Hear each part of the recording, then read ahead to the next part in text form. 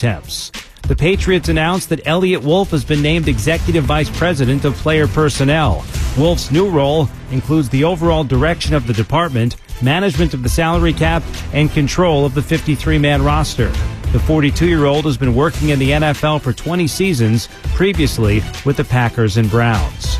Longtime NFL executive and former Chargers general manager A.J. Smith died Sunday morning after a 7-year battle with prostate cancer. Smith was the winningest GM in franchise history with 98 victories across 10 seasons.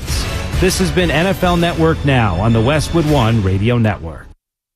They say health is wealth, and I could not agree more. That's why if you or somebody in your life is living with everyday aches and pains, I want to tell you about Relief Factor. And I'm telling you, I can feel the difference. Relief Factor is a daily supplement that helps fight pain naturally. Naturally. Now that's a big deal. Developed by doctors. Relief Factor's unique formula of ingredients all work together to help support your body's response to inflammation. Instead of masking pain for a couple of hours, Relief Factor actually helps reduce or even eliminate your pain for good. Whether it's neck, back, joint, or muscle pain, if you're looking to feel better, live better, give Relief Factor a try. In 3 weeks, you will know if it's working because you'll feel it. For instance, I was sent Relief Factor to try, and I've been taking it every single day. I'll tell you what, I feel the difference every day. Go to ReliefFactor.com or call 1-800-4RELIEF. That's 1-800-4-RELIEF. Save on your first order. Don't let pain tell you how to live. Fight back naturally with Relief Factor. These products and statements have not been evaluated by the Food and Drug Administration. These products are not intended to diagnose, treat, cure, or prevent any disease or condition.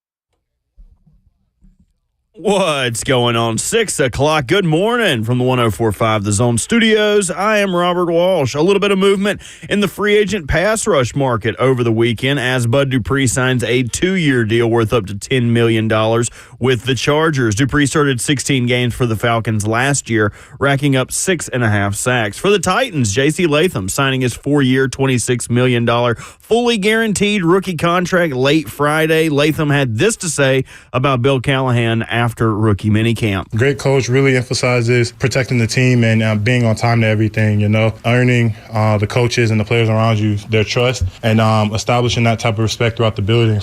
And in the NBA, Nuggets got back to basics, taking down the T-Wolves 115-107, despite Anthony Edwards scoring a franchise playoff high 44 points. The road team has won every game of the contest, and the opposite is true for the Pacers and the Knicks. The home team has won every game. Pacers take out the Knicks 121-89. Tough night for Dante DiVincenzo, 3 of 13 from the field and 1 of 6 from 3. For all your foundation repair and waterproofing needs, visit USSTN.com. Breaking news at once on your home for the Titans and the Vols. This is 104.5 The Zone.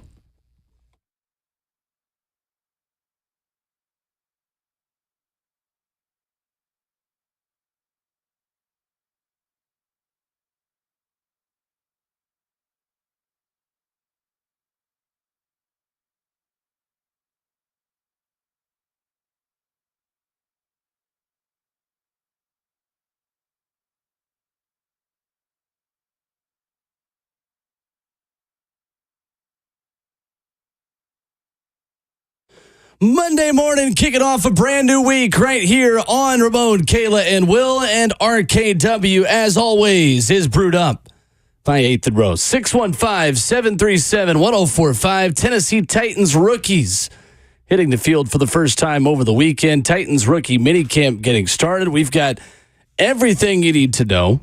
What people of importance said and how large human beings were moving in navy blue or white practice uniforms. Very important takeaways. We got Tennessee continuing their dominance over Vanderbilt on the baseball diamond. We have got only 4 hours to discuss lots going on over the weekend with Ramon Foster, Kayla Anderson, Robert Walsh, our producer. My name is Will Bowling. How we doing? Beautiful morning. Good. Beautiful. I was about to lose my words. A beautiful morning, man. It was. Good morning, everybody. Happy Monday, I guess it is today. It is Monday. And starting off the day right, poured some cold water in my oatmeal and realized wasn't so instant.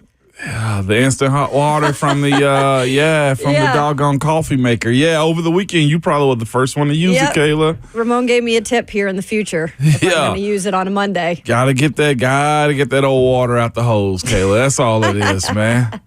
Cold oatmeal though, like it ain't even overnight oats that you had. That's terrible. I spit up a little. Yeah, that's terrible. And then I went and heated it up. So we're all good now, folks. Yeah, all good. We're good, man. Solid weekend for us this weekend. Had a baseball tournament. Ran into some folks at the ballparks, of course. Really good. We weren't there all day. Well, it's because it was a one-day tournament and they lost like the game before the championship. So you had to win your pool to make it to the championship. It was a quick tournament, Mother's Day tournament. It was real cool. And where was that at again? It was here in Nashville, off Donaldson. Okay. Yeah, off Donaldson. Nice. It was real so cool. You didn't have to go anywhere to do some baseball this weekend. A scorekeeper was a big fan of the show, by the way. Said he enjoyed watching it. Also had dinner yesterday for Mother's Day out at this establishment. And I met this young man who's graduating from Station Camp, listens to the show also. We valeted the car, pulled up.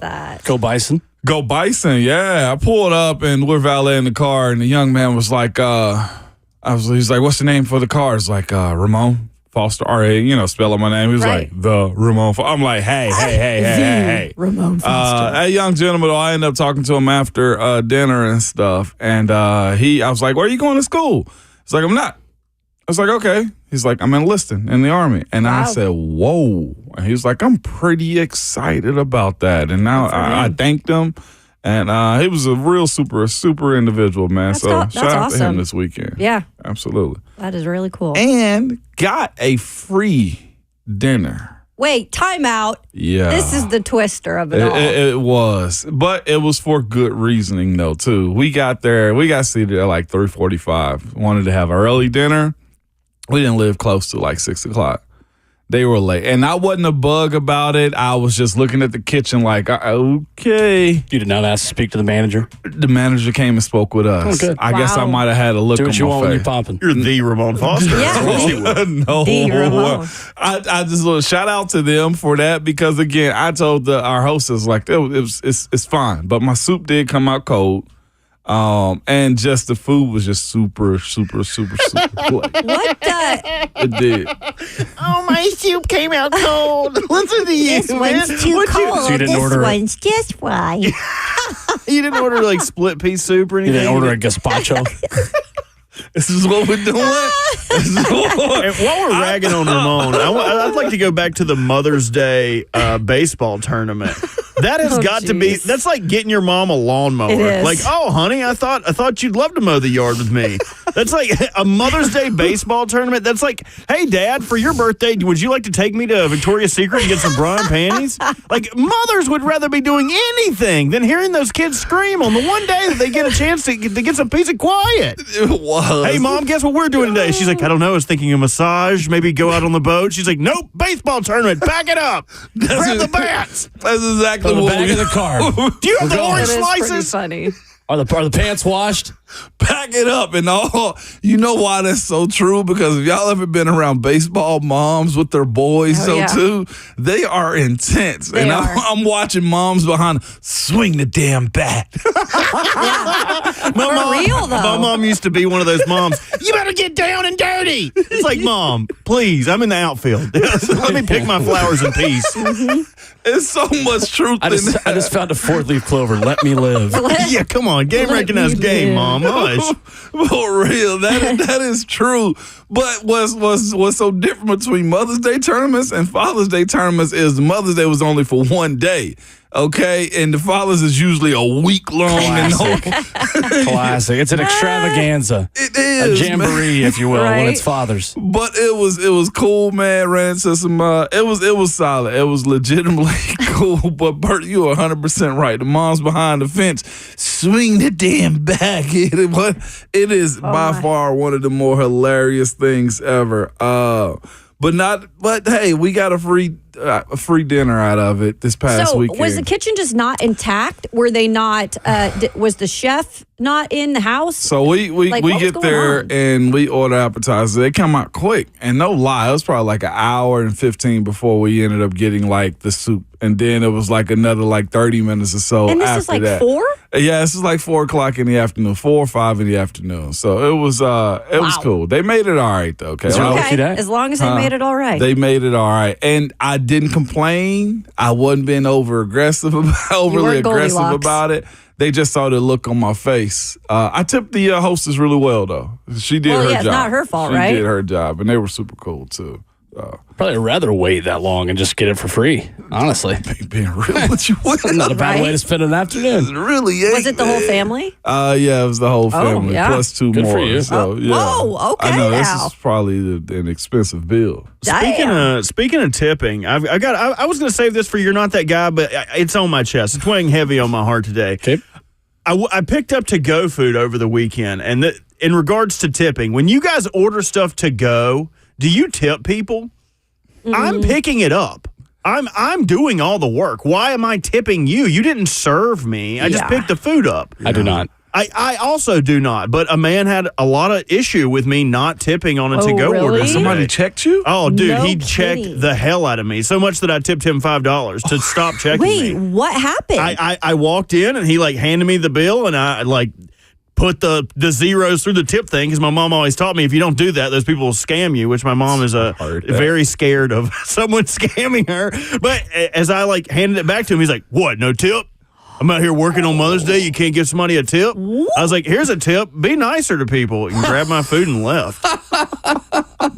I just needed to make sure I wasn't in the wrong, because if we're all tipping on to-go orders, then I'll start throwing a couple bucks. I have follow-up questions. Was this a place where they had a touchscreen where you have to make a decision on the tip? No, I had to call twice for them to even answer. Well, that's strike one. And then is this just a receipt that you're signing situation? Yes. They went back to get my food. In that situation, I do not tip. But if there is a little touchscreen, I almost feel worse hitting other and then zero. So I'll just do the smallest amount that it gives me the option for when it's to go. Okay. So if it's 10 to 15%, I'll do that for to go. But if it's just the receipt, then I'll just put a dash through the tip and then sign it and be done with it. I've never had anyone take issue with that.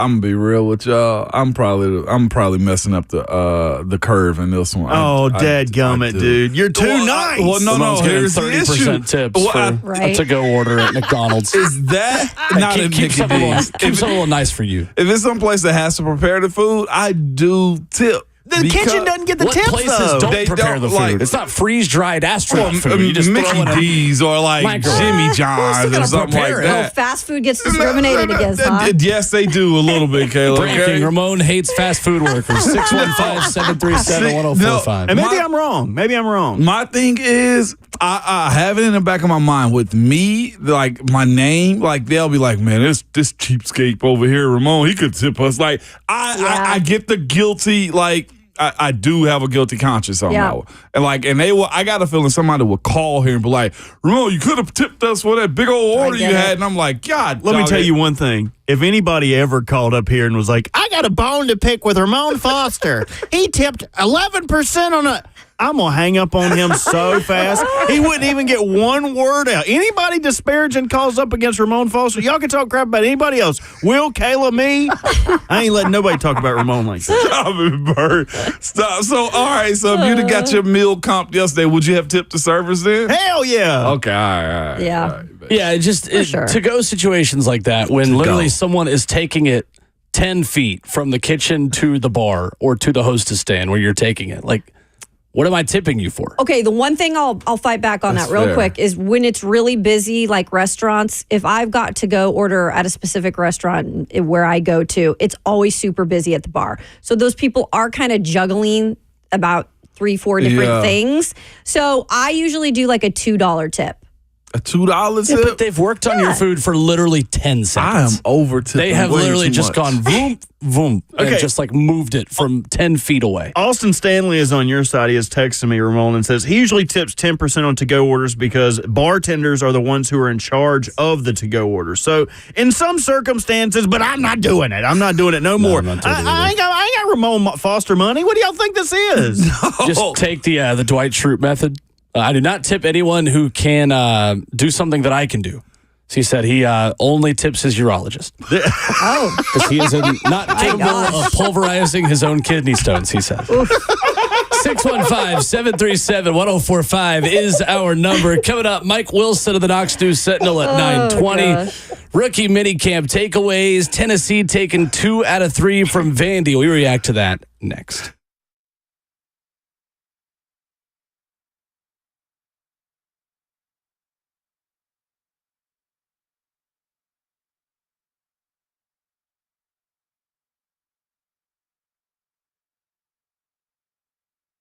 Fellas, if you're often feeling tired, noticing a lack of motivation to drive, a weight gain, and loss of muscle mass, these could all be signs of low testosterone levels, okay? Don't wait. Find out. At Low T Center, they make it easy to get your levels checked.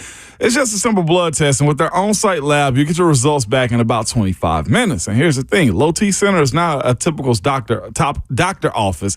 It's the concierge medicine for men. The physicians specialize in treating low testosterone with customized treatment for each patient.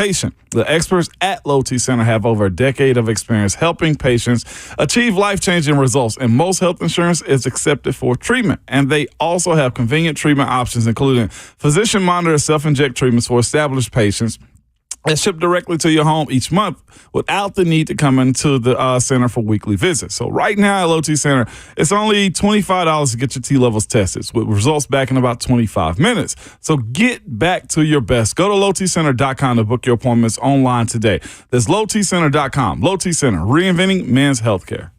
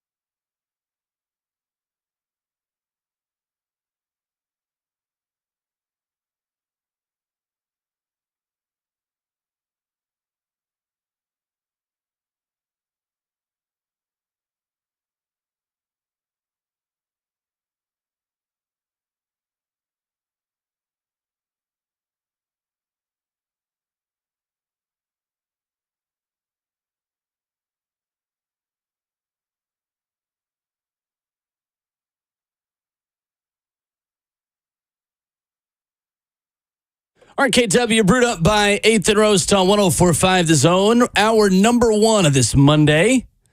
And for the first time since the 90s, Tennessee baseball has won back-to-back series in Nashville.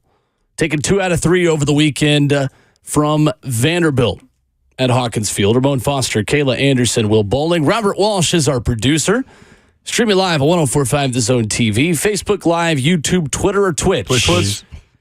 Is it insane that people on social media want to fire Tim Corbin after Vanderbilt's most recent rough weekend at the hands of Tennessee baseball?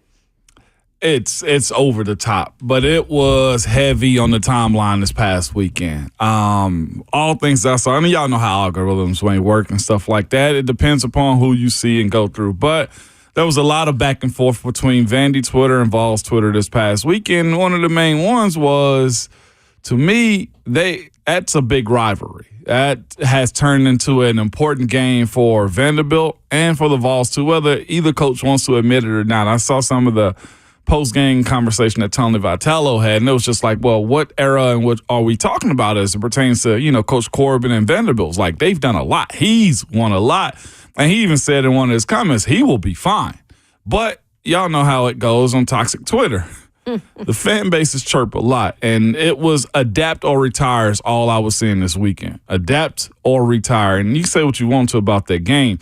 That game was intense. I thought Friday, I thought Saturday, and even Sunday for Vanderbilt, too. The way they jumped out, their pitcher, by the way, was J.D. Thompson. J.D. Thompson and had a then Devin day. Frutrell out of the bullpen to close it. They had a day. Started off the game well, too. Early home run, everything. But back to the conversation at hand, I think it's somewhat early. But I will also say in the world of NIL and the world of recruiting and transfer portal and just the standard that Vanderbilt has raised their profile over the years to being, I guess you say, tier 1 as far as Vanderbilt Commodore sports go, that was a strong eye-opener for me this past weekend, hearing them say adopt or retire as it pertains to Tim Corbin. Yeah, I've been actually seeing that throughout the season. Obviously, it's been throughout the season too. Covering Vanderbilt for SEC Plus.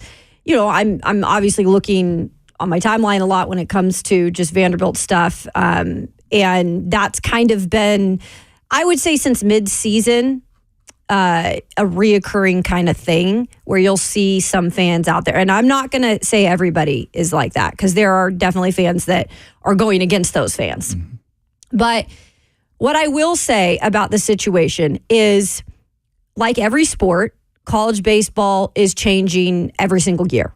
And you're right. The transfer portal is bigger in terms of, how teams want to, put together their roster. The NIL is obviously not as big as football and basketball, but there is the NIL there. But Tim Corbin, who has been there for 20 plus seasons and has 2 World Series titles, has made 5 trips to the World Series, College World Series. He clearly has done incredible things for the program, and that's things that were working for him.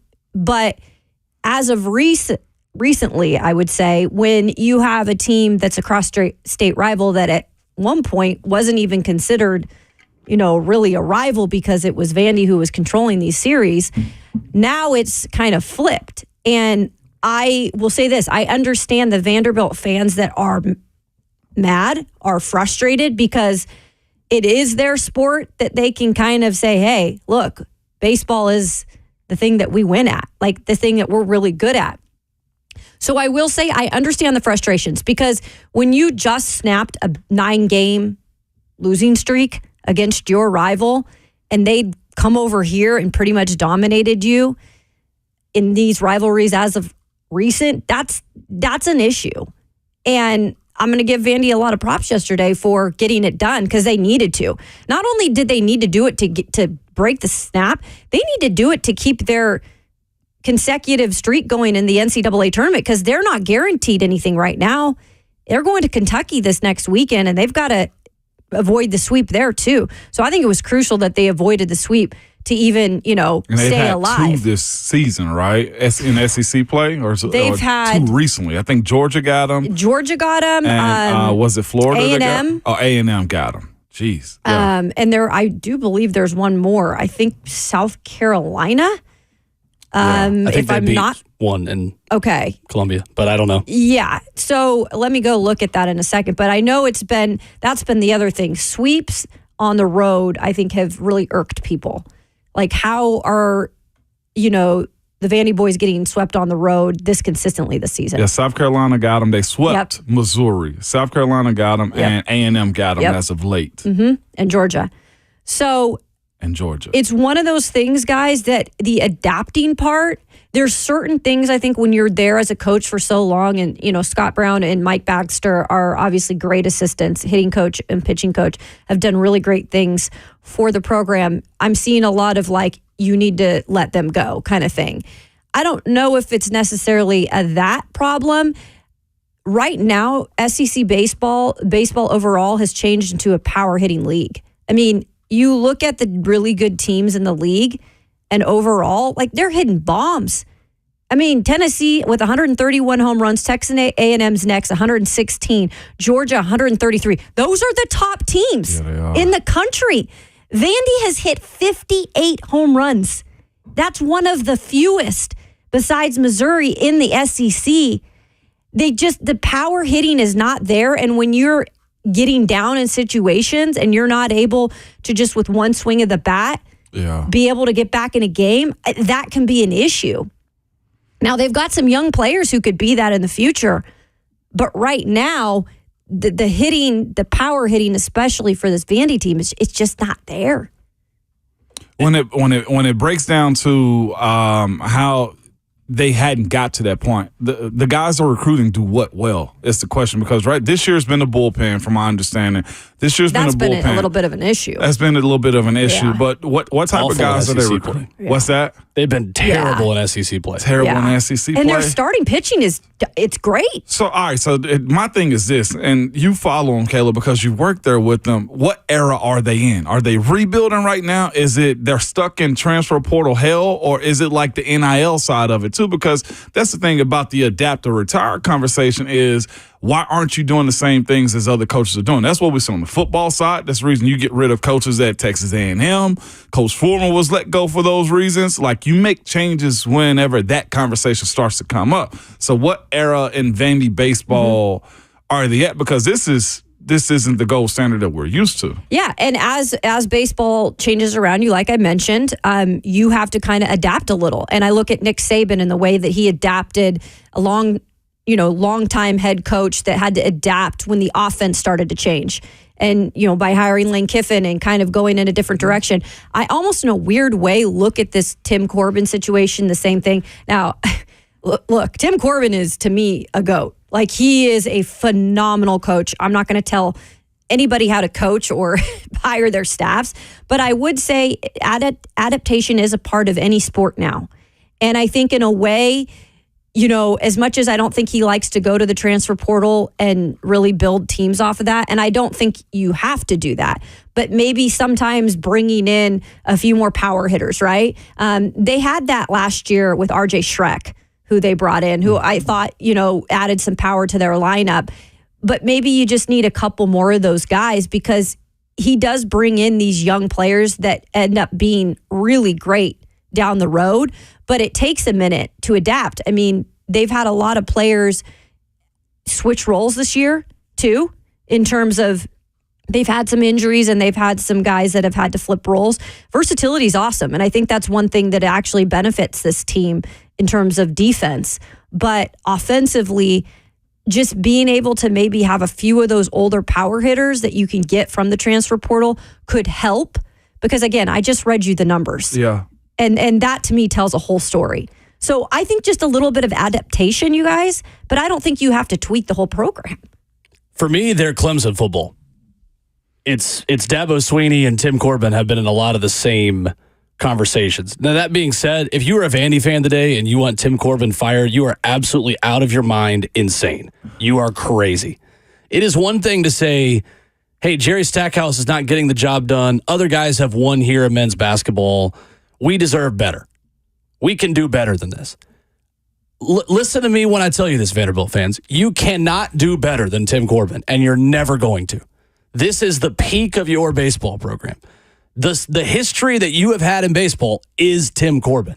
It is not like you are LSU and you're going to go get rid of the legend and then go get Jay Johnson. Like, with all due respect, I say this out of respect to Tim Corbin, not as a disrespect to Vanderbilt. Like, you're just not that program that's won 6 national titles the way LSU has that can go get the number one coach on the market. Like, Vanderbilt's success in baseball is Tim Corbin. And I know 3HL talked about it Friday.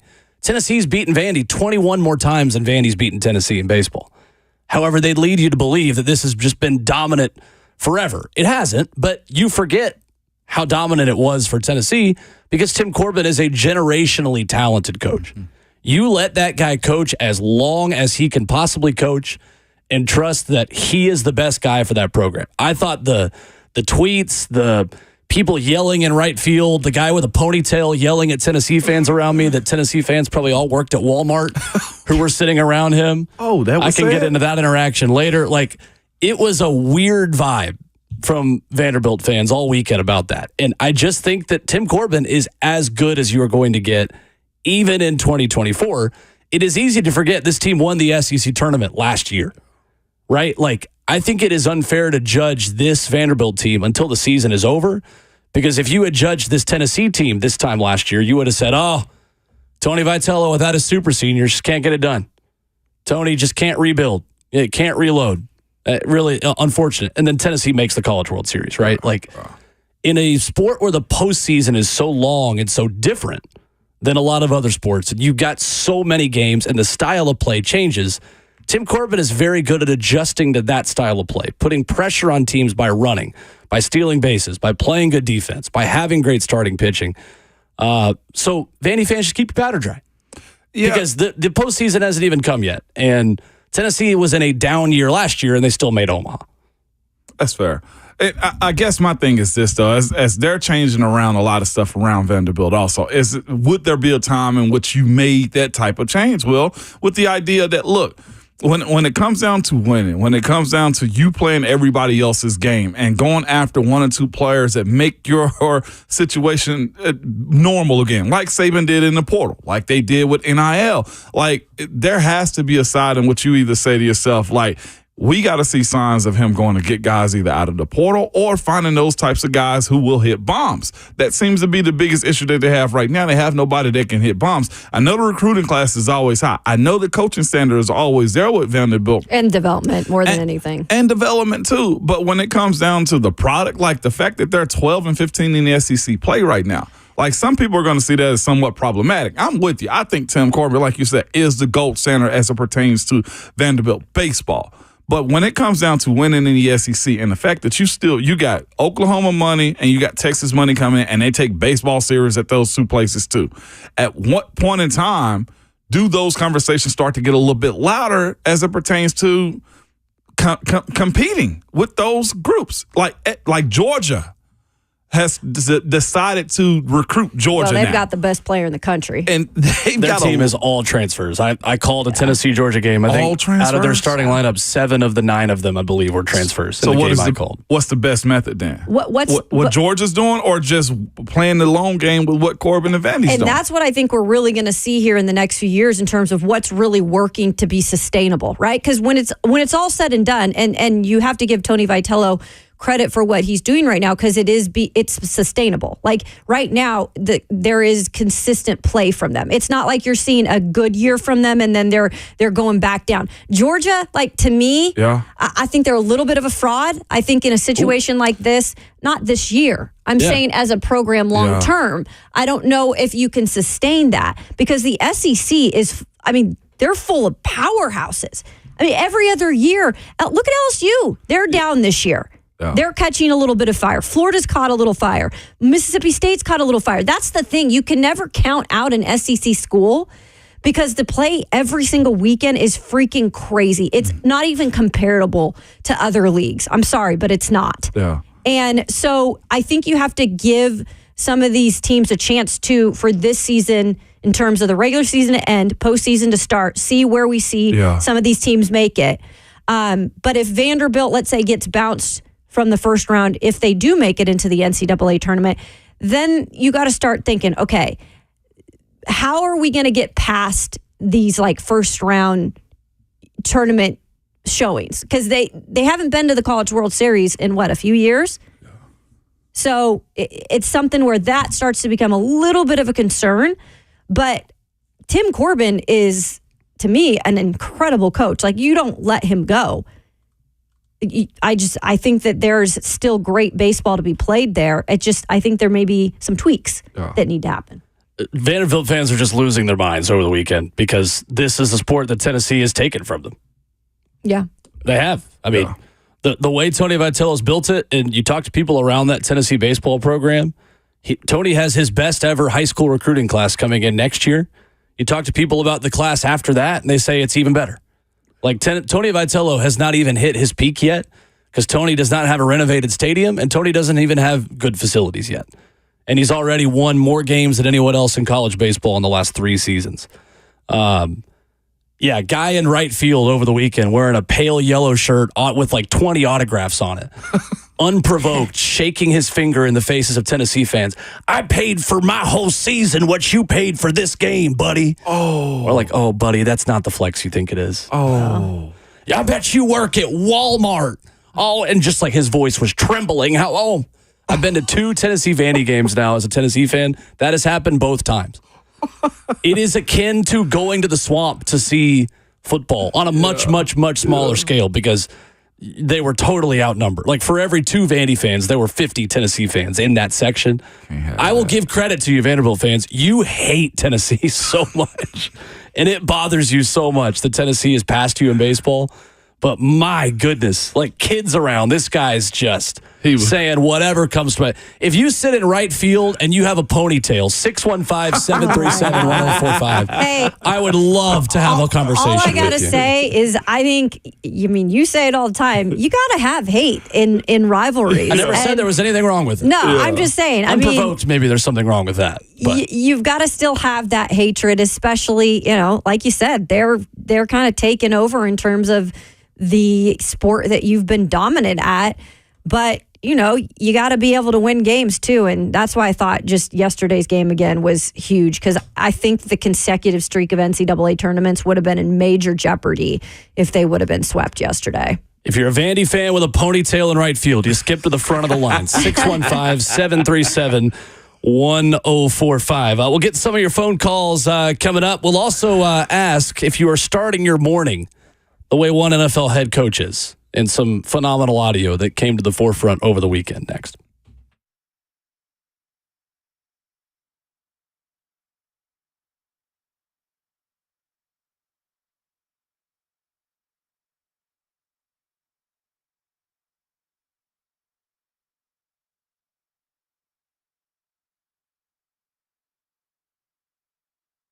Fellas, if you're often feeling tired, noticing a lack of motivation to drive, a weight gain, and loss of muscle mass, these could all be signs of low testosterone levels, okay? Don't wait. Find out. At Low T Center, they make it easy to get your levels checked. It's just a simple blood test, and with their on-site lab, you get your results back in about 25 minutes. And here's the thing. Low T Center is not a typical doctor office. It's a concierge medicine for men. The physicians specialize in treating low testosterone with customized treatment for each patient. The experts at Low T Center have over a decade of experience helping patients achieve life-changing results, and most health insurance is accepted for treatment. And they also have convenient treatment options, including physician-monitored self-inject treatments for established patients that ship directly to your home each month without the need to come into the center for weekly visits. So right now at Low T Center, it's only $25 to get your T levels tested with results back in about 25 minutes. So get back to your best. Go to lowtcenter.com to book your appointments online today. That's lowtcenter.com. Low T Center, reinventing men's healthcare.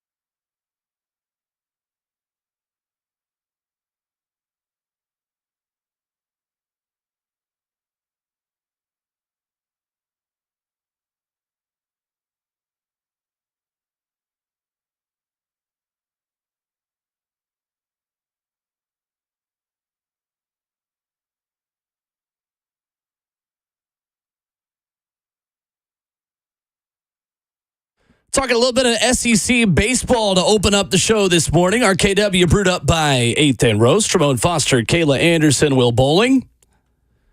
Explaining to you why you're insane if you want Tim Corbin to be fired. You can react to the phone line 615-737-1045. Eric in Nashville leads us off. What's up, Eric? Amen, Will. Amen. This is a guy that is class personified. You are an idiot if you want him fired. In the last 10 years, I believe he's gotten you 2 College World Series championships, and he's gotten to the finals of another one. It's just ridiculous. This is prisoner of the moment, and what have you done for me lately? Not only that, guys, I saw a story yesterday on Channel 5. I guess it was either the principal or teacher of a kid in Rutherford County. His son fell down the storm drain. Tim Corbin had his brother in the dugout yesterday for Vanderbilt's victory. Both of those kids went to Vanderbilt's baseball camp. That's, of course, this class personified, and you want to fire him. Give me a break. You're an idiot. Guys, y'all take care, and we'll talk again soon. Hey, Eric. Thank you, Eric. Declan Sullivan, and we're all, prayers up for this young man. I know that his dad, Jimmy Sullivan, has been tweeting a lot, but yeah, they allowed his brother to come in the dugout yesterday because just to get away from the hospital for a minute, I thought that was just such an incredible move. And that's the thing. You can't take anything away from Tim Corbin, what he is on and off the field. And I think I like what Eric said best. It's what have you done for me lately? Sometimes you've got to have a little patience for when you go in a little bit of a hole, right? Mm-hmm. And this isn't even a hole. There's a little bump in the road. You got to have a little bit of patience sometimes. But I get it. Fans get frustrated when you're seeing your rival team kind of dominate you. I get the frustration, but you have it pretty good, guys and gals. Yeah, still offering our prayers to Asher Sullivan, his family, his brother Declan getting to spend time in the dugout yesterday was really, really cool. Yeah, sorry, and, Declan. Tom Hart and Chris Berg told that story well and gave it the shine it deserved on the broadcast yesterday. Just a great, great gesture from Vanderbilt. Absolutely. No doubt about it. Let's go to Justin in Gallatin up next. What's up, Justin? Good morning, RKW. Good morning. So, Will, you nailed it. Tim Corbin is the best that Vanderbilt has ever had, and he is the gold standard there. And, Kayla, what you said was, what have you done for me lately? Well, this guy has done nothing but produce over the 20 years that he has been there. I think they've only missed out on the NCAA tournament one time since he's been there. They've been to 5 College World Series, won 2 of them in the last 10 years. People need to just pump the brakes a little bit. Yeah. This is, and Vanderbilt fans of all people. I mean, look at our football program for the last however many years. They should know how to be patient, right? Or like a Cubs fan, it will be better next year. It's not like that with Vanderbilt baseball. We have been in the mix for 20 years since Corbin has been here. Before that, we weren't on the map. Since he's been here, we have been. And he's a little bump in the road, like Kayla said, and now we're ready to throw our hands up and get rid of him. There's nobody else that we're going to get that's better than Tim Corbin. We need to relax. Thanks. You have a good day. Thank you, Justin. Yep. I think, too, I wonder if Vanderbilt fans would want to fire Corbin this much if Tennessee wasn't better than them. It's a good point. I think that's the biggest point. Really good point. Because in football, you determine Vanderbilt's success by, can you beat Tennessee every now and then, right? Like, for a program that doesn't make a lot of bowl games, Tennessee is the bowl game.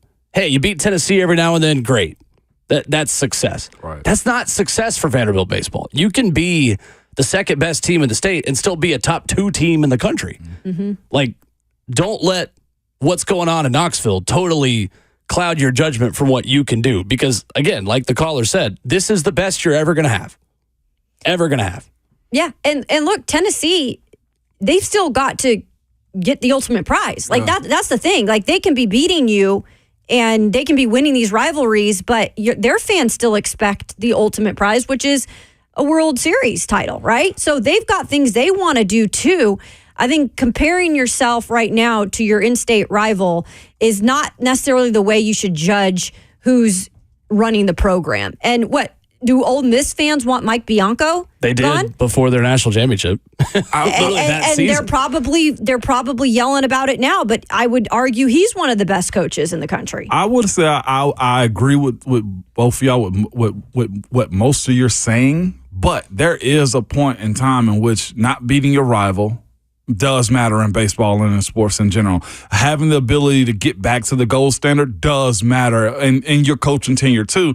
And when you've been at a place for 20 years, people will put a clock on you naturally because, hey, when you start to lose and can't win the games that you want to win, Tennessee, LSU, Alabama, Arkansas, as it pertains to baseball. And, of course, I mentioned the other teams coming to the SEC, like being fifth in the East for Vanderbilt will strike a chord, I think, with certain people if 2 years from now you're not making those same changes. That's the only pushback I'll give to you guys is saying, hey, he is the gold standard. You can't get rid of him. I've seen numerous coaches I didn't think University could get rid of. And I'm not petitioning for Corbin to be gone. I absolutely love the job that he's done and the program that he's built too. This is just me asking the question and having a conversation about for the boosters, for all the changes they got at Vanderbilt right now. And if you can't get back on track, 20 years and not getting back on track, I think is going to push some people over the edge as it pertains to making that big decision. As we finish hour number one, I'm curious if you guys begin your way the day Jim Harbaugh does. Did you guys hear this over the weekend? No. How he gets out of bed every morning? This is not. Chargers head coach and Joe Alt's head coach, Jim Harbaugh. About 3:34 in the morning, woke up, staring straight at the ceiling and said to myself, it's not just another day, it's today. Oh, God. And maybe that's just another way of saying attack this day with an enthusiasm unknown to mankind. But it was a great day. Did he just run a marathon? And we're going to attack hour two with an enthusiasm that is probably very known to mankind. 615-737-1045. We've got the first game of the NFL season official. Robert Walsh is not happy about it. We'll tell you who's going to play in it next.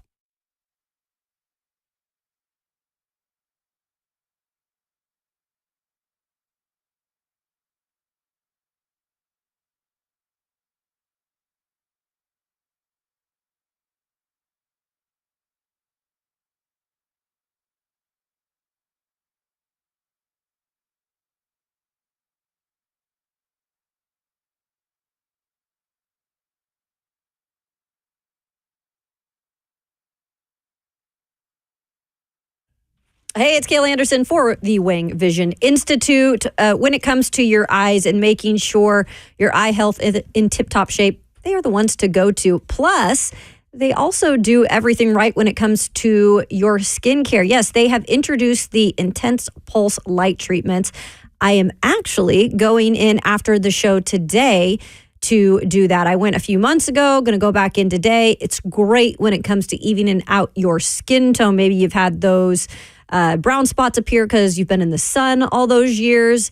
And you can get your free consultation now. You can schedule your appointment at wangvisioninstitute.com. It's a non-invasive treatment, and it's not just for the women. It's for the men, too. Y'all got to have your skin looking good, especially going into the summer months.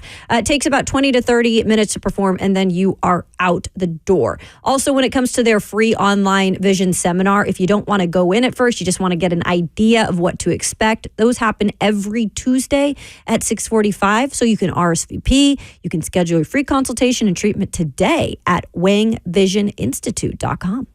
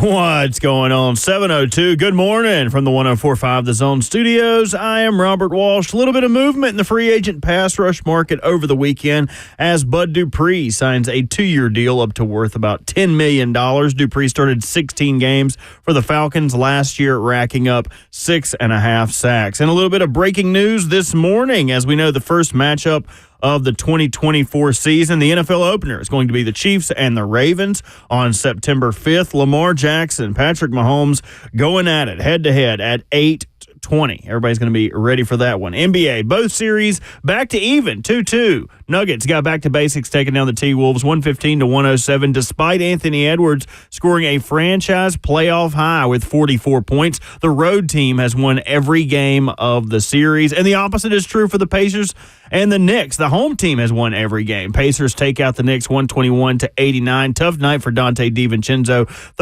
3 of 13 from the field, 1 of 6 from 3. For all your foundation repair and waterproofing needs, visit USSTN.com. Breaking news at once on your home for the Titans and the Vols. This is 104.5 The Zone.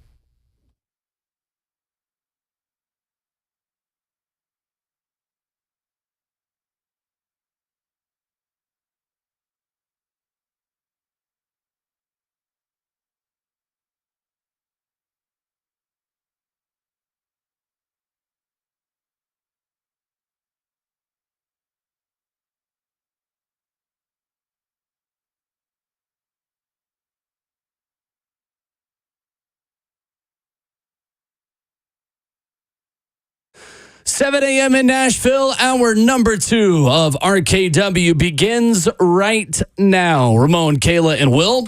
615-737-1045 is our number. Hope you're enjoying a beautiful Monday in the Music City and the beautiful dulcet tones of Ramon Foster, Kayla Anderson, Robert Walsh, our producer, myself, Will Bowling. We have got the first game of the 2024 NFL season. It is official. An AFC Championship rematch in Arrowhead Stadium. Ravens versus Chiefs. Woo. Begins the 2024 NFL season. Let the leaks begin. Love that. Let's go. Ari Maroff is the guy that usually leaks a lot of stuff on X or Twitter. Cannot stand that guy. Continue. Maroff, or however you say his name, says we'll have more NFL schedule announcements coming today and into tomorrow. So the first one. Let's go. You know what he means by that? I'm going to take everyone else's news that they actually work for as the aggregator of Twitter.com, who gets a lot of his information wrong. Him and Dov Kleiman, both of them. Yeah. Goodness sakes, I thought man. that was the same person. Okay, No. yeah, you're right. There's two of them. Different people that just aggregate news. Robert Walsh, your team is playing the first NFL game of the Congratulations. It's a whole lot like wrestling a girl because you're damned if you do and damned if you don't. Yeah, I don't know if you guys wrestled in high school. When did you do a wrestling with girls? Well, it wasn't like a do. It wasn't like sign up to wrestle with girls. It was high school sports, so you kind of just wrestled whoever they... Open class. I didn't know they had that. I didn't wrestle. You think, how big was this girl? You think, anyway, y'all are messing up my analogy. When you're wrestling a girl, you're damned if you do and damned if you don't. If you beat the girl, you beat a girl. If you lose to her, you lost to a girl. The Ravens are in a very similar position because if they go to Arrowhead and win, you didn't win the one that matters. You didn't win the one last year to go to the Super Bowl, did you? And if you lose to them, you got to go there and watch them get their rings, do the whole ceremony in front of everybody, kissing the girl that you could have took to prom. And the other problem is I can't go now because it's on a Thursday and I would have to take a Friday off, and I am very upset about that. This is the one game on the season because I was going to this game to find that child that sat next to me in the AFC Championship game, and I'm going to ruin his season. And all of that is for naught now.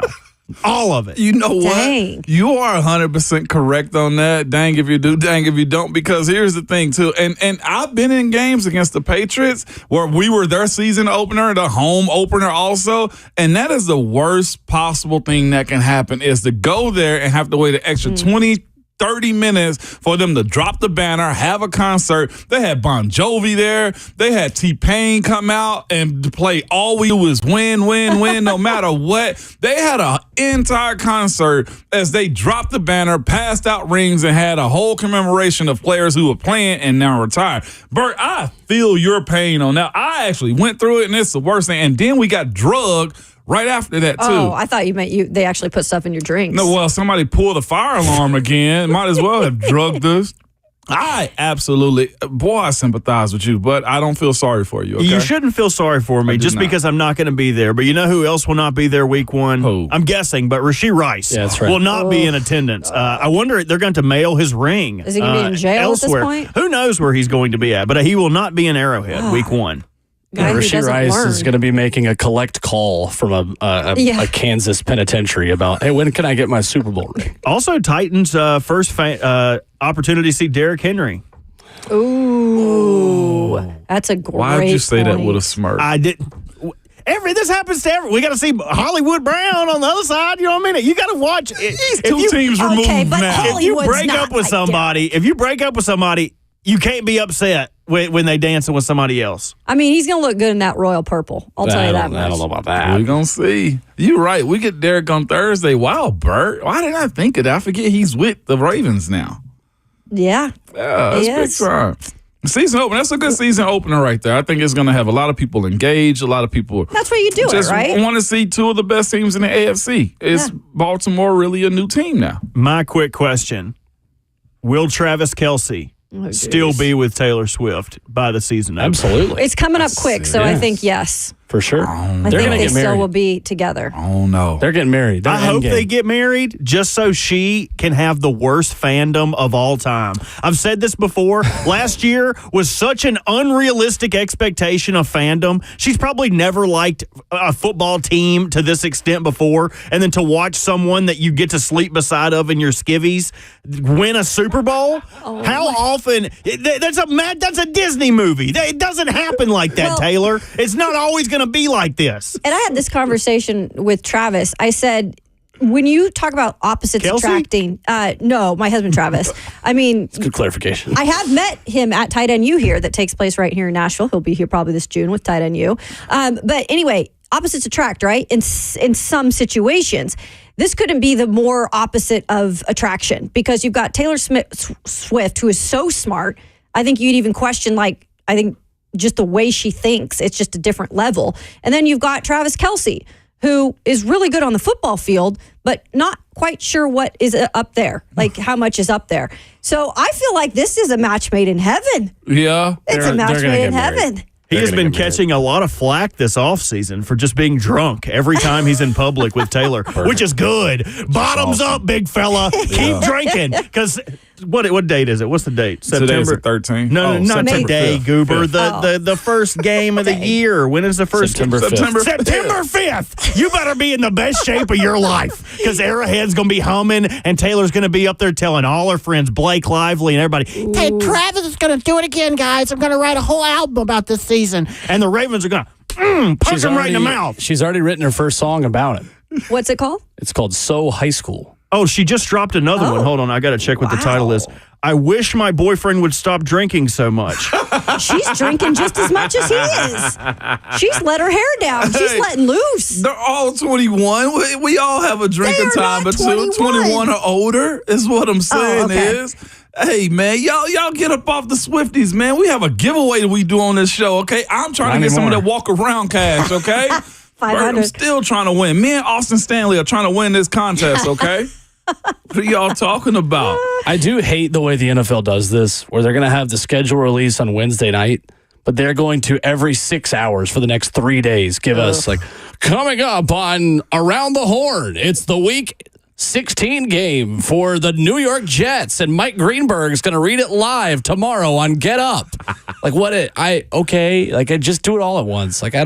I don't need the slow buildup. We have enough to talk about. I do. In the world we live in now, gambling is already, lines are already out. I literally was just Googling week 1 Ravens Chiefs spread because I just want to feel something. Would you guys like to guess? I saw a tweet over the weekend of I could go for a really bad Thursday night NFL game right now. Do you know how badly last night I was watching Braves and Mets? I'm like, gosh, I wish I could put $5 down on Bears Panthers. I would love to watch Tyson Bagent take on Sam Darnold tonight in prime time. All right, let's play the game. On a popular sports podcast, pardon my take, they call this Whose Line Is It Anyway? On picking the spread. Who's got the spread? I'll go last year. I got -5.5 Kansas City. What do you got, Kayla? I've got minus. Oh shoot! I'm gonna go -7 Kansas City. Chiefs -2.5 because I think Vegas will view these teams as equals with all the changes they've made, and the home field advantage will give the Chiefs a 2.5 point spread. -3. -3. Okay. Really wish you knew what I was talking about. Disrespectful. 615-737-1045. Sorry, Bert, nothing against you. If you or someone you know has a gambling problem, call the Tennessee Red Line at 1-800-889-9789. Stand your ground, Kayla. Look Bert dead in his eyes. -7. Hey, I'm looking at you back here. All right. Can't believe Kayla would just fart in the microphone. Titans were on the practice field smelt Friday. it, you dealt it. And the media was there. What stood out? The 2 stars of the first day of rookie minicamp weren't players. In fact, they weren't even people. We'll talk about that next.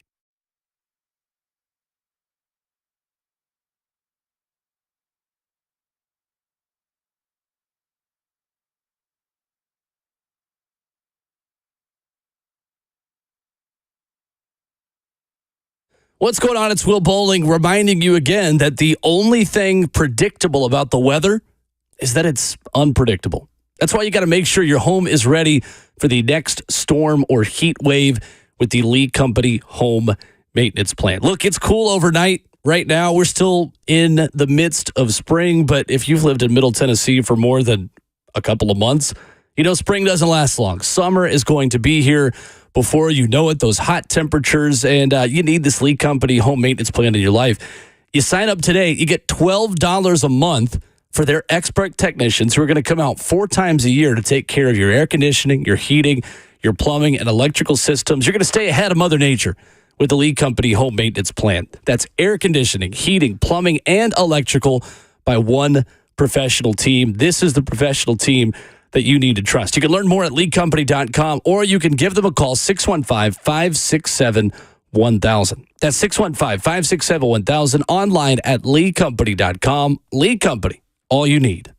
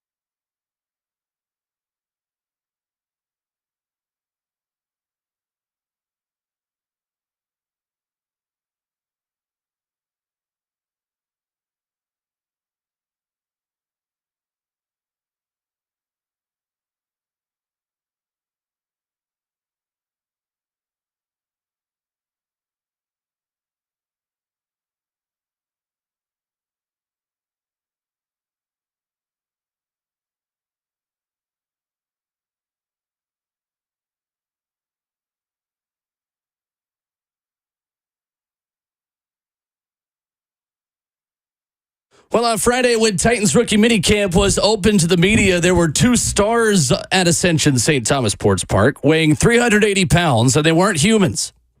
It's Ramon, Kayla, and Will. RKW brewed up by 8th and Roast. Ramon Foster, Kayla Anderson, Will Boulding. You join us at 615-737-1045. Bertha and Olga are the names that have been given to the new blocking sleds used by offensive linemen. They were invented by Bill Callahan. We talked about this with Rhett Bryan last week on the show, if you're listening on Thursday. And there was a video that went viral, guys, of J.C. Latham having no idea how to move these things and then eventually figuring it out. This, to me, is the thing that has been most talked about coming out of Friday rookie minicamp. Mm-hmm. I know, and I feel like we got the heads up because Rhett did give us a heads up. So I went to practice. I'm like, hey, by the way, those sleds over there, Bill Callahan invented them. Yeah. And people were like, what? Mm-hmm. And then clearly we saw, J.C. Latham and the rest of the crew in action and just how difficult those sleds were, because Rhett had told us the veterans have been out there and they were getting frustrated with how tough it was. So you get these rookies out here and they're like, oh my goodness. I love it. I love every single bit of the 25 plus minutes we saw Bill Callahan and him working his offensive line. Of course you would. That's what everybody wants to see the O-line do, is just work and be quiet. Work and be quiet is all we get. You know what else we get? You know what else we get? We get a 380-pound mannequin out there, okay? We call it Bertha. That's crazy. And Olga. That's all y'all want to do is see us push people around, ain't it? That's your job. That's what you get paid millions of dollars to do. Devondre Sweat comes out here and slap a dummy that weighs only 25 pounds and everybody rejoices. But, hey, the big boys up front got to move a 380-pound machine. I'm going to come and slap you in a minute if you don't shut up, but I will have also slapped a dummy this morning. No, you will not. It'll be the last time you slap a dummy, and we will call you Dead Will is what we will call you, okay? But with all that being said, though, man, that is that machine right there. One, I'm glad I'm retired right now. Like, that is a lot. Have you ever worked with that? We've worked on something similar to that. Like, the addition of like that amount of weight is crazy. What's even more wild is there are lighter machines that do similar drills as that one does, and the moment you pick it up above itself is the moment that it stops in the ground too. So it's working on coming off, stand low, and having great leverage in hips. Yep. Is what that machine is doing. The addition of the weight just makes it that much more real. Having Bill Callahan is such a luxury. Are you getting that machine with another staff and knows the person that actually know how to work it and make it happen? Only places where Bill Callahan is also coached, which is almost half the league. I know, right? At this point. There are plenty of other teams that have them, I'm sure. It is, but to have the guy that invented it right there to show you exactly how to do it, I can see the frustration on J.C. Latham's face as he was going about it, because the thing about it, not only is it heavy, but to move it, you have to stay in a straight line. And because the moment you're off or your core isn't right, it goes side to side. And that's essentially you falling off of a block at that point. What it's going to teach you is this group going to move people around. I have the ability to have been taught to move people around. I don't think people understand like how heavy those sleds are. I know you hear 380 and it's like, oh, well, you're strong enough. Yeah. But the fact that you got to move this thing in 5-10 yard increments by yourself for the most part says a lot about what this team's mindset is going to be. So as much as we've spoken about protection of Will Levis, this offensive line got to get better at protecting. I've said it before, and we spoke about this last week. You still have a coach that's going to put a huge emphasis on the running game. The first, free agent signing was a running back, if I'm not mistaken, in the first wave. Yeah, it was, but does that really mean it was the top priority? I think it was probably one of the more. Yes, I think so. Really? Not top, because receiver is very important. Because here's the thing: in all offenses, you have to have the ability to run the ball. Because if you can support a young quarterback, which Will Levis is, and also have weapons that he can utilize as far as passing, I think that matters a bunch when it comes down to incorporating an offense, letting him learn and grow over the course of the year by being supported with the run game. That's why I think the Tony Pollard signing was a big priority. I don't think it was the number one priority. I just think they signed a running back first because they maybe knew the running back market was going to move most quickly, right? Like, Yeah. I don't think that was ones the out number there. one thing they had to get done before they did everything else. Also, what they I want to say number one. I want to say very important to Okay, the addition that's of the fair. quarterback. Yeah, I think it was because they wanted exactly what they wanted. Like Tony Pollard is what they're looking for to match up with Tajay Spears, which is in the past not traditional in the ways that they did things. But that's what I feel like they wanted, and they were like, we got to go out and get this guy while he's still on the market. Because I think he was a desired guy in the running backs free agency market for sure. By the way, Demario Patterson on the FNM Bank chat says, are the reports true from outside media that JC is a bust for struggling with the sled? Can I just say something? We watched the entire practice. We could film 25 minutes of it. He struggled with the sled for one moment, maybe.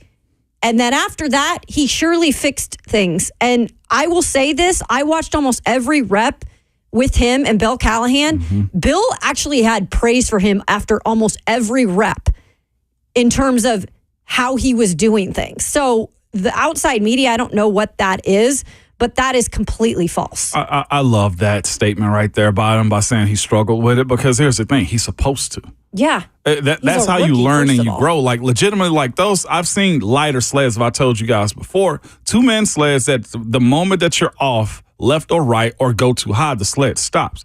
This right here is the incorporation of weight behind it. If anything, you should be proud of the fact that the guy got to go again and again and again. That way you can somewhat feel how the body's going to react as far as the defensive linemen go. Struggling in practice is a whole lot better than being trash in the game, right? So this is a process of getting better with a guy like J.C. Latham. A bust for not hitting the sled? Like, dude, that is by far, that's got to be the biggest clickbait I've ever heard in my life. Yeah, what is this, national media again, thinking they're at practices? It was just, I think he said it was the local pod. Yeah. I think it was fans that just wanted to troll. Sure, looking at one clip. Yeah. Do we understand how heavy those sleds are? No, I'd like them to go out and do it. And it's just the understanding of like the game. It's just way different. That's weird.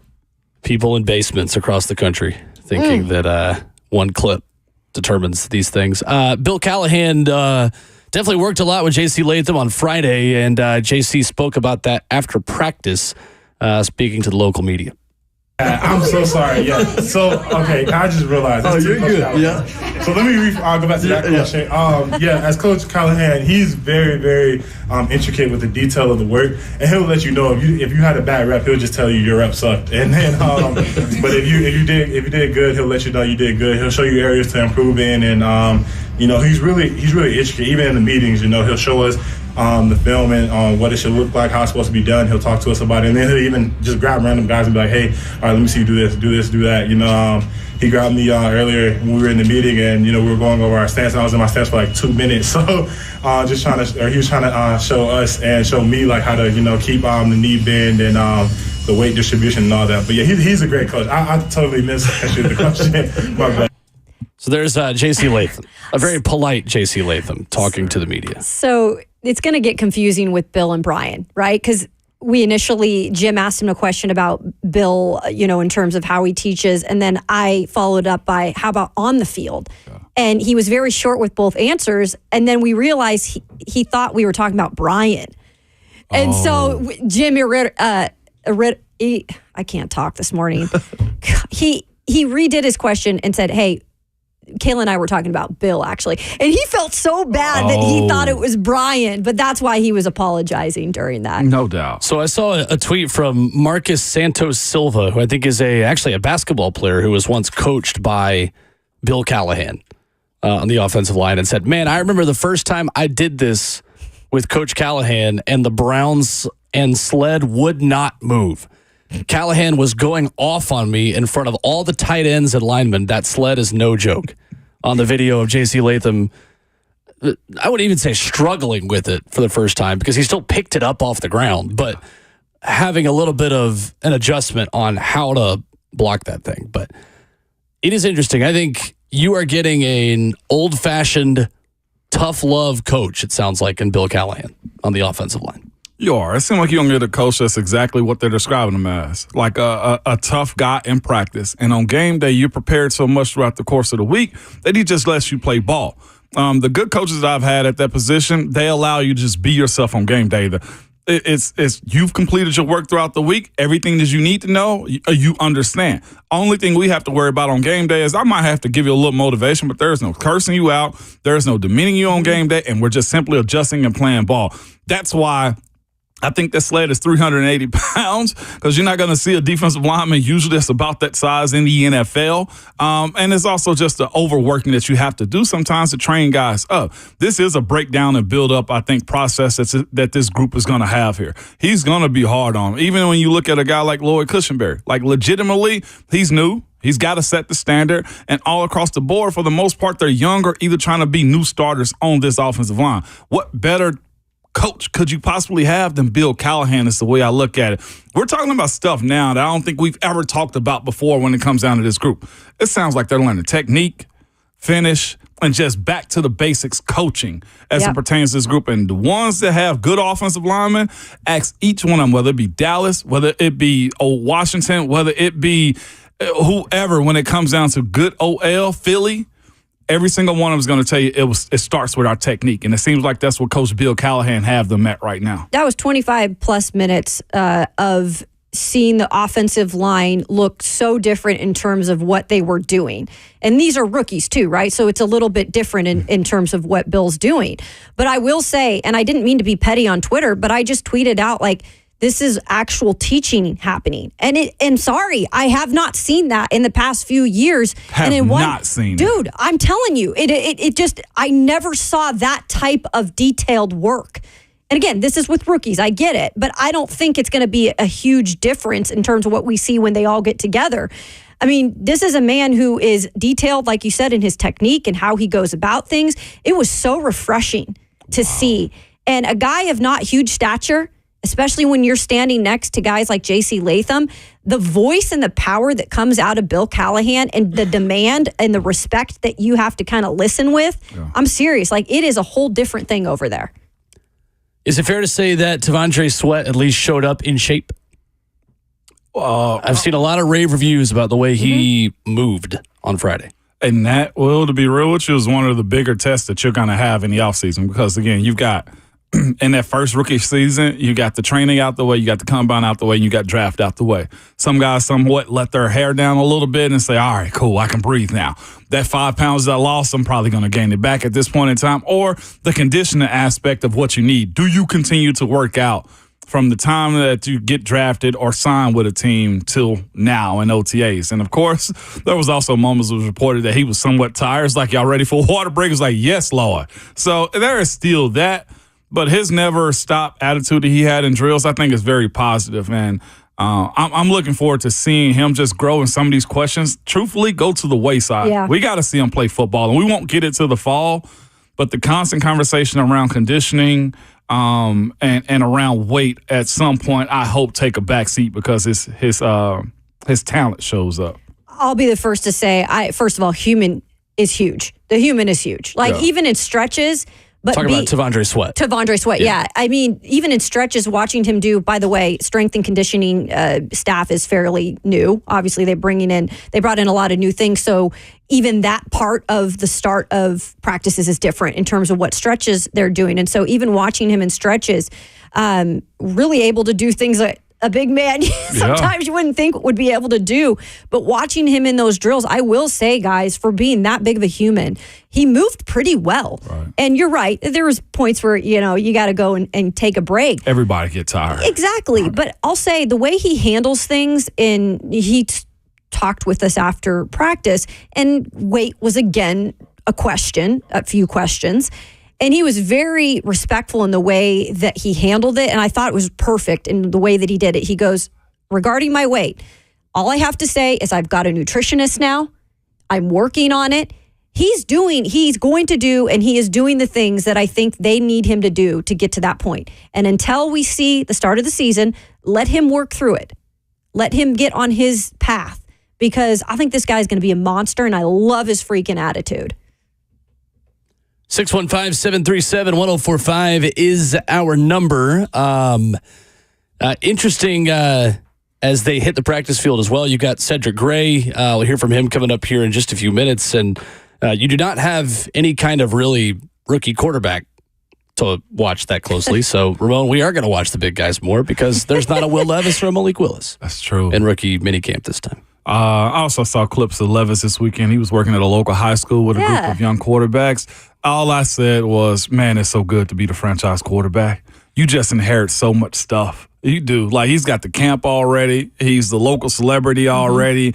He was passing out gift bags that look like the design hat that Rand wears to some of the young quarterbacks and stuff. That's big for him, man. He's handling it well. Also, can we say, since we're talking about size with Tavondre, does Levis look a little slender to y'all now? Like he's lost a little muscle mass? You brought that up, and I think just a little. And I think that's a really good thing because he came in yoked last year. I think at times, in terms of your arm, that's not always the greatest thing, but he does look a little slimmed down. A little slender, like he's lost some muscle mass around his shoulders. That's just me. You've seen him in person. Right. Yeah, that's even his face a little bit. So everybody's all in on this one, man. I absolutely love it. Yeah, I trust your judgment on that better than my own. Just look at his shoulders next time. Not that you just checking them out, but his shoulders look a little more trimmed than they were last year, I feel. I can't tell a big difference, but again, I trust y'all's judgment more than mine. The only person I've seen really disappear is Buck, who apparently thinks he can beat me in a 40-yard dash. Okay, did you hear all of this? Oh, I did.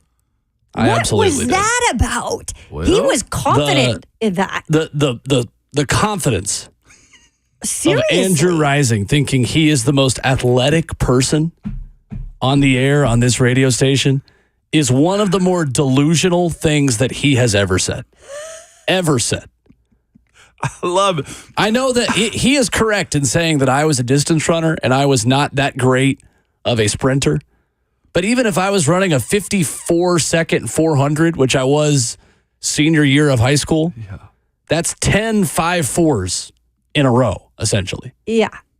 So what do we? Hey, I'm here for this, Will. I don't see Buck also being competitive enough or caring enough about anything other than trolling all of you on social media and making things about him that aren't actually about him to really like give it his all, right? Like Buck is going to go in there with a 50% effort and just I don't know what do you want me to do?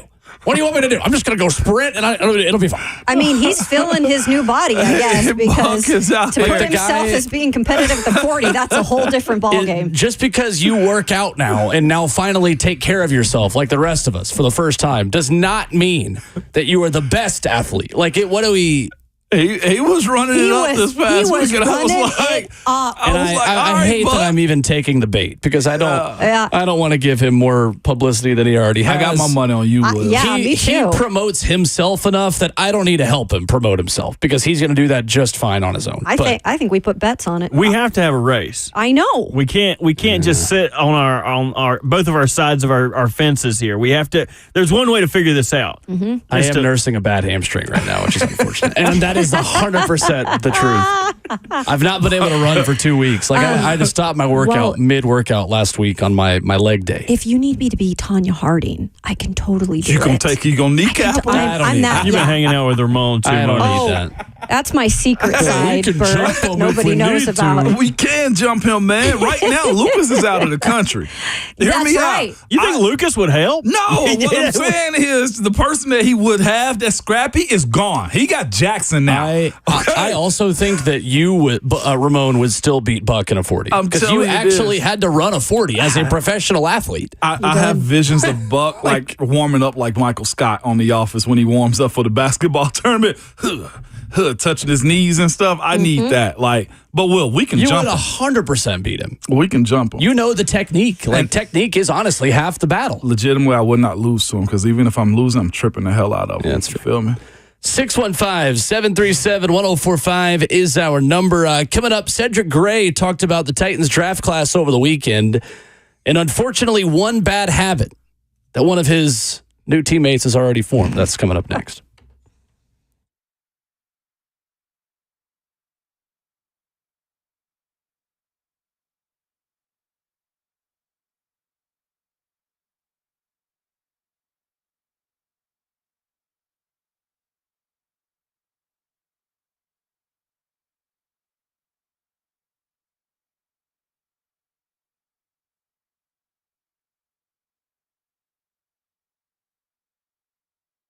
What's going on? Do you or someone close to you find it maddening to hear conversation when there's background noise? It's Will Bowling here from my friends at Brentwood Hearing Center. Maybe you're out at a favorite restaurant.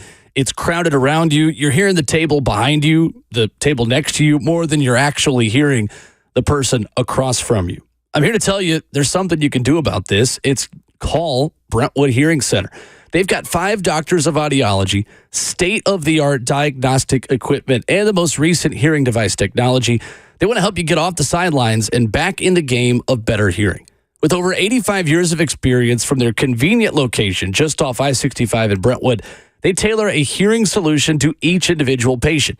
Remember this phone number, 615-377-0420. Whether it's for you, maybe it's for the family member who you know just can't hear as well in crowded situations as maybe they used to. Go to BrentwoodHearingCenter.com to schedule an appointment today. That's 615-377-0420. Brentwood Hearing Center. Better hearing, better life.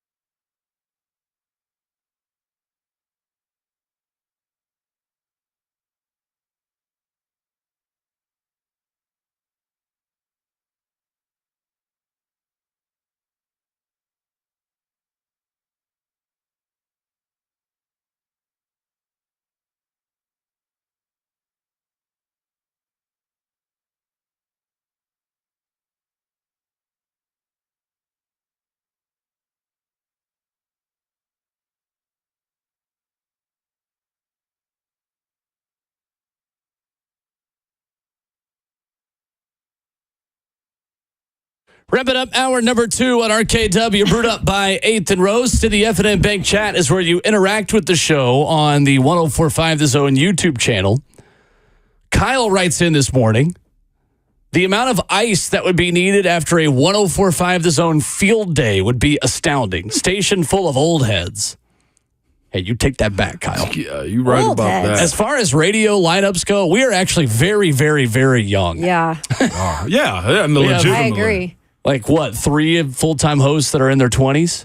Yeah. And Buck is still in his 20s for what, like 2 more months? I thought Buck was already 30. I thought He's he was 30. I thought he was 40. He's a month older than me. We have 2 full-time hosts in their 20s then. And I'm 38. Me and Luke is holding we're it down. Yeah, I'm fairly well I'm around 25, so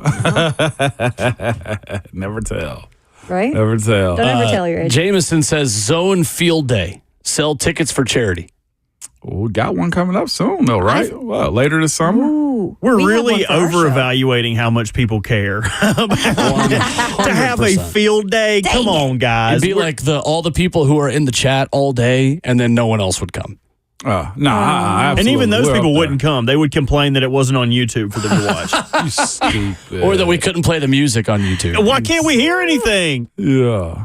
I feel like the amount of people, though, you run into, if you just told every single one of them we're having field day, they'd all show up. They would until it's time to commit. They'd listen to us talk True. about it Yeah. because many of you listen to us all the time, and we're best option. Where else you going to go? Why don't we you know ball, but like I don't know if you're going to come out and watch us like play kickball together and just watch and cheer. Like I don't.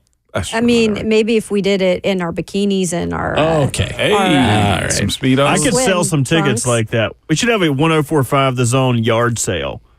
Everybody just bring everything they're not using at their house anymore and sell it. I'm moving in the fall. perfect. I'm gonna I need to do that because I would go to that. okay, I would buy y'all's things. I've got plenty of stuff of Travis's to bring out. To I would that. also barter with you guys. You guys would be very upset with me not paying full price. We wouldn't be friends after this, Bert. I wouldn't say that. Trying It's to just squeeze us, man. I'm just going to buy 3 of your Christmas trees for a bargain. What is wrong? You don't even need them for what? All The right. birds in your yard that you have on camera? We need an update of the pictures of them too. By the way, I just refilled it yesterday, so you'll be getting some. So on Friday, Titans rookies talking to the media. Linebacker Cedric Gray talked about his roommate, a little bit about the rookie draft class, and one bad habit that has already been formed at Titans rookie minicamp. Here's your new inside linebacker. Yeah. You know, it's funny. I got familiar with some of the guys that I got drafted with. Got really close with Jalen Harrell at the Senior Bowl. Me and James Williams, we actually trained together in Florida for pre-draft training. So had familiarities with those guys. And just continue to grow a friendship with new people who are here in the building and other guys that got drafted and undrafted free agents. So like you said, that bond is already starting already just in this first 24 hours of being together. You know, my roommate at the hotel is Sweat. So we've been able to talk and different things like that. Does he snore? Does he snore? Yes. How bad is it? It's pretty loud, but it wasn't too bad. You got to go to sleep first. That's the key. Going to sleep first. The first thing that Cedric Gray has learned at Titans rookie minicamp. dude, that Jimmy, just leave it to Jimmy to ask the follow-up question. Jim Wyatt. I thought that was great. That is great right there. You knew that was going to be the case. And you can't put 2 bigs in a room with one another, too. It's like a snoring fest. Who can go to bed the quickest is a game that's been played on NFL road games a lot. I'll Who was tell your ya. first camp roommate? My first camp roommate was Steve McClendon. Okay. He's out of Troy. Undrafted guy cool. like myself. Okay. Yeah, absolutely. Did he snore? We weren't bad. Apparently, we weren't bad unless weren't bad. we both fell asleep at the same time. That's how it goes. Like there's always going to be some smaller guy that complains about the big snore. I'm telling you, I am violent when it comes to someone snoring. Just recently, I will hit you. Come on. I will knock you with my bony do elbows. that? Oh yeah, you wake me up with that crap. Like you might find yourself Person off don't the even bed. know. Okay. Oh yeah, They and he don't doesn't know even they're wake up. doing it. How do you prevent Travis it, doesn't even though? wake Like, up. I just hit him and then he. No. How then does he- the person who's snoring prevent it? sleep at? I don't know, one of those machines. Okay. That's on the bearer of the burden. you have My to. mom has to sleep with one of those. You got to encourage him, Kayla. Take him to the doctor. Get a sleep number bed. Sleep like elevated. Like, We there's got a so new many mattress. answers. You're beating him in his sleep, Kayla. And he doesn't even know. It shuts him up, so it works. My first camp roommate was David Clodfelter. He had to go home from camp because he was wetting the bed. God. The worst part was he had the top bunk. Oh, it dribbled down to you? You woke up with. He just shakes. That is not the kind of waterfall that you want to chase. Don't go chasing waterfalls, baby. 737-1045, our number. Coming up after the weekend, where Tennessee sits in its race for an SEC baseball championship. And should Tennessee fans care about that next?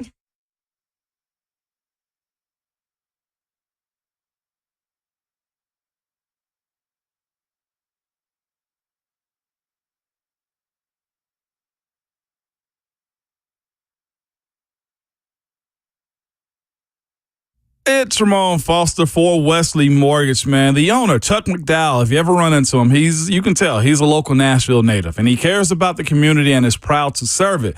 Chuck reinvests in the people and the places that make Nashville such a wonderful place, while other mortgage companies are downsizing. Chuck McDowell and the Wesley Mortgage team are rapidly expanding in Nashville, keeping people working in a career that they love, and they love to have you join their team. You can go to whywesley.com right now to check them out. Chuck and his leadership team at Wesley Mortgage have a support system in place to help you succeed in the mortgage business, ensuring your loans close on time, making sure you get paid, and giving you back the time to build your business and bring back the fun to the mortgage profession. With unique networking opportunities with the Tennessee Titans and the Music City Grand Prix, they make closing deals and building relationships fun again. So if you're in the mortgage industry and you're tired of the grind, tired of the pressure, and tired of micromanaging everything to make sure your clients get handled correctly, then you owe it to yourself to go to whywesley.com.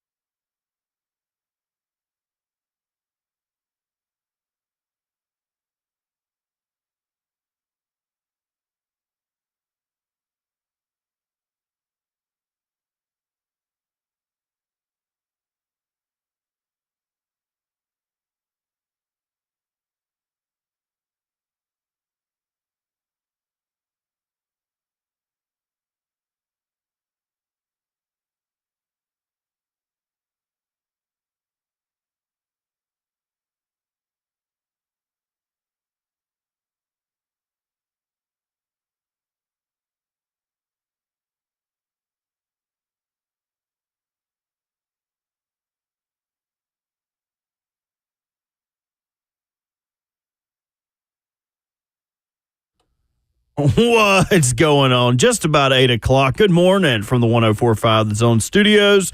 I am Robert Walsh. A little bit of breaking news this morning as Adam Schefter is reporting the first two games of the 2024 NFL season. The first one Thursday, September 5th at 8:20, Ravens and Chiefs AFC Championship rematch. And then Friday, the following day, September 6th, Packers and Eagles in Sao Paulo, Brazil. Should be a lot of fun. Full NFL schedule release on Wednesday night. You can watch that on ESPN. A little bit of movement in the free agent pass rush market over the weekend as Bud Dupree signs a 2-year deal worth up to $10 million with the Chargers. Dupree started at 16 games for the Falcons last year, racking up 6.5 sacks. And in the NBA, both series back to even as the Nuggets got back to basics, taking down the T-Wolves 115-107. Despite Anthony Edwards scoring a franchise playoff high with 44 points, the road team has won every game of the contest. And the opposite is true of the Pacers and Knicks series. The home team has won every game.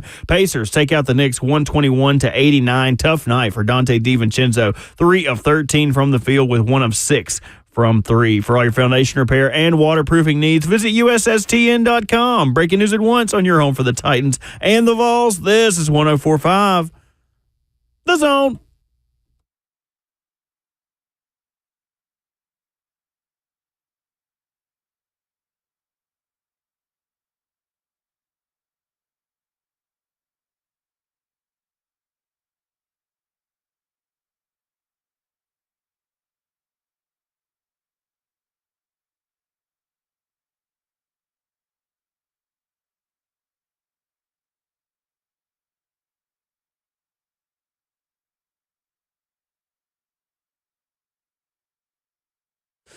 Monday morning edition of Ramon, Kayla, and Will rolls into the second half on 104.5 The Zone. 615-737-1045. How you join Ramon Foster, Kayla Anderson, Robert Walsh, myself, Will Bowling.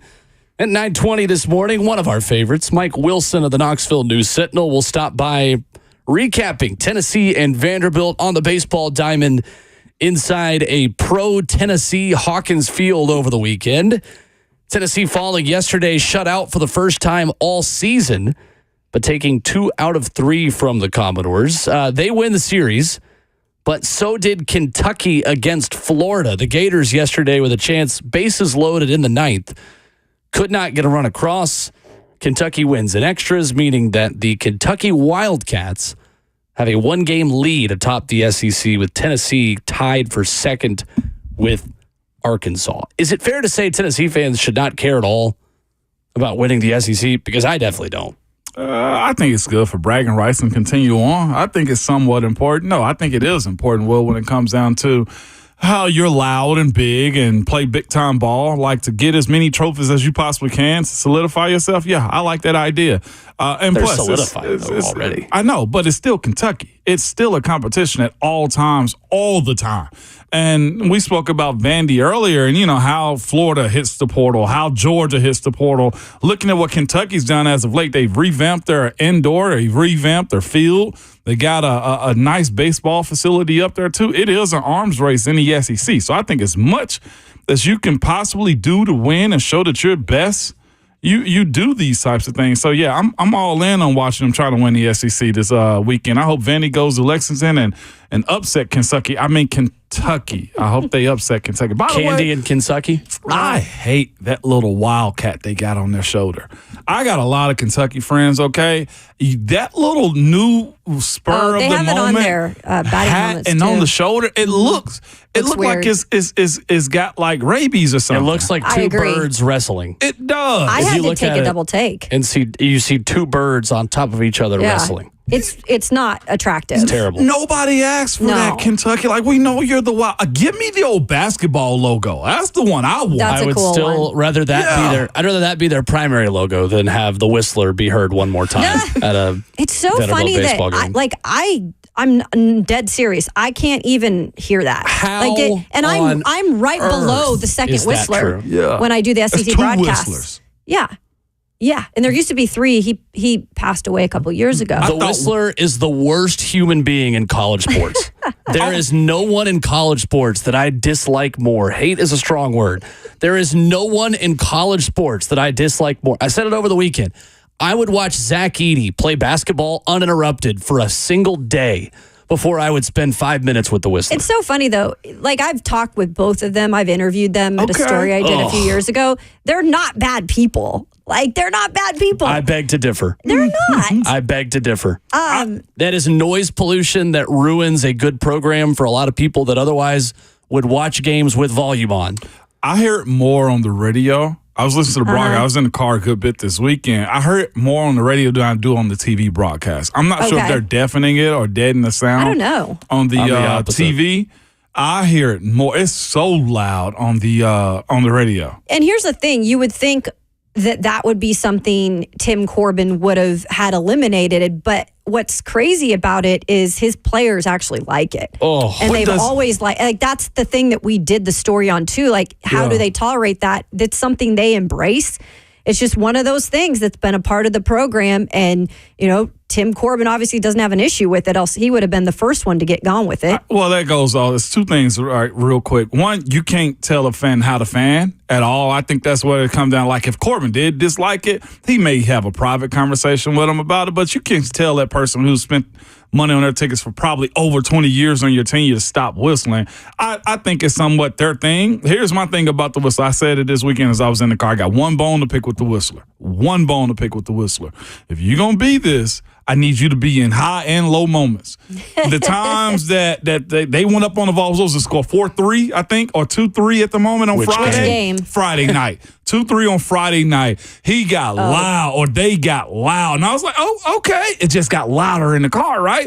I'm thinking to myself, all right, do your thing. Soon as the Vols take over, he went to his cave again. I'm like, no, if you're going to fan it out. He doesn't do it till someone's on second base, and Vandy didn't get anyone else in scoring position is why.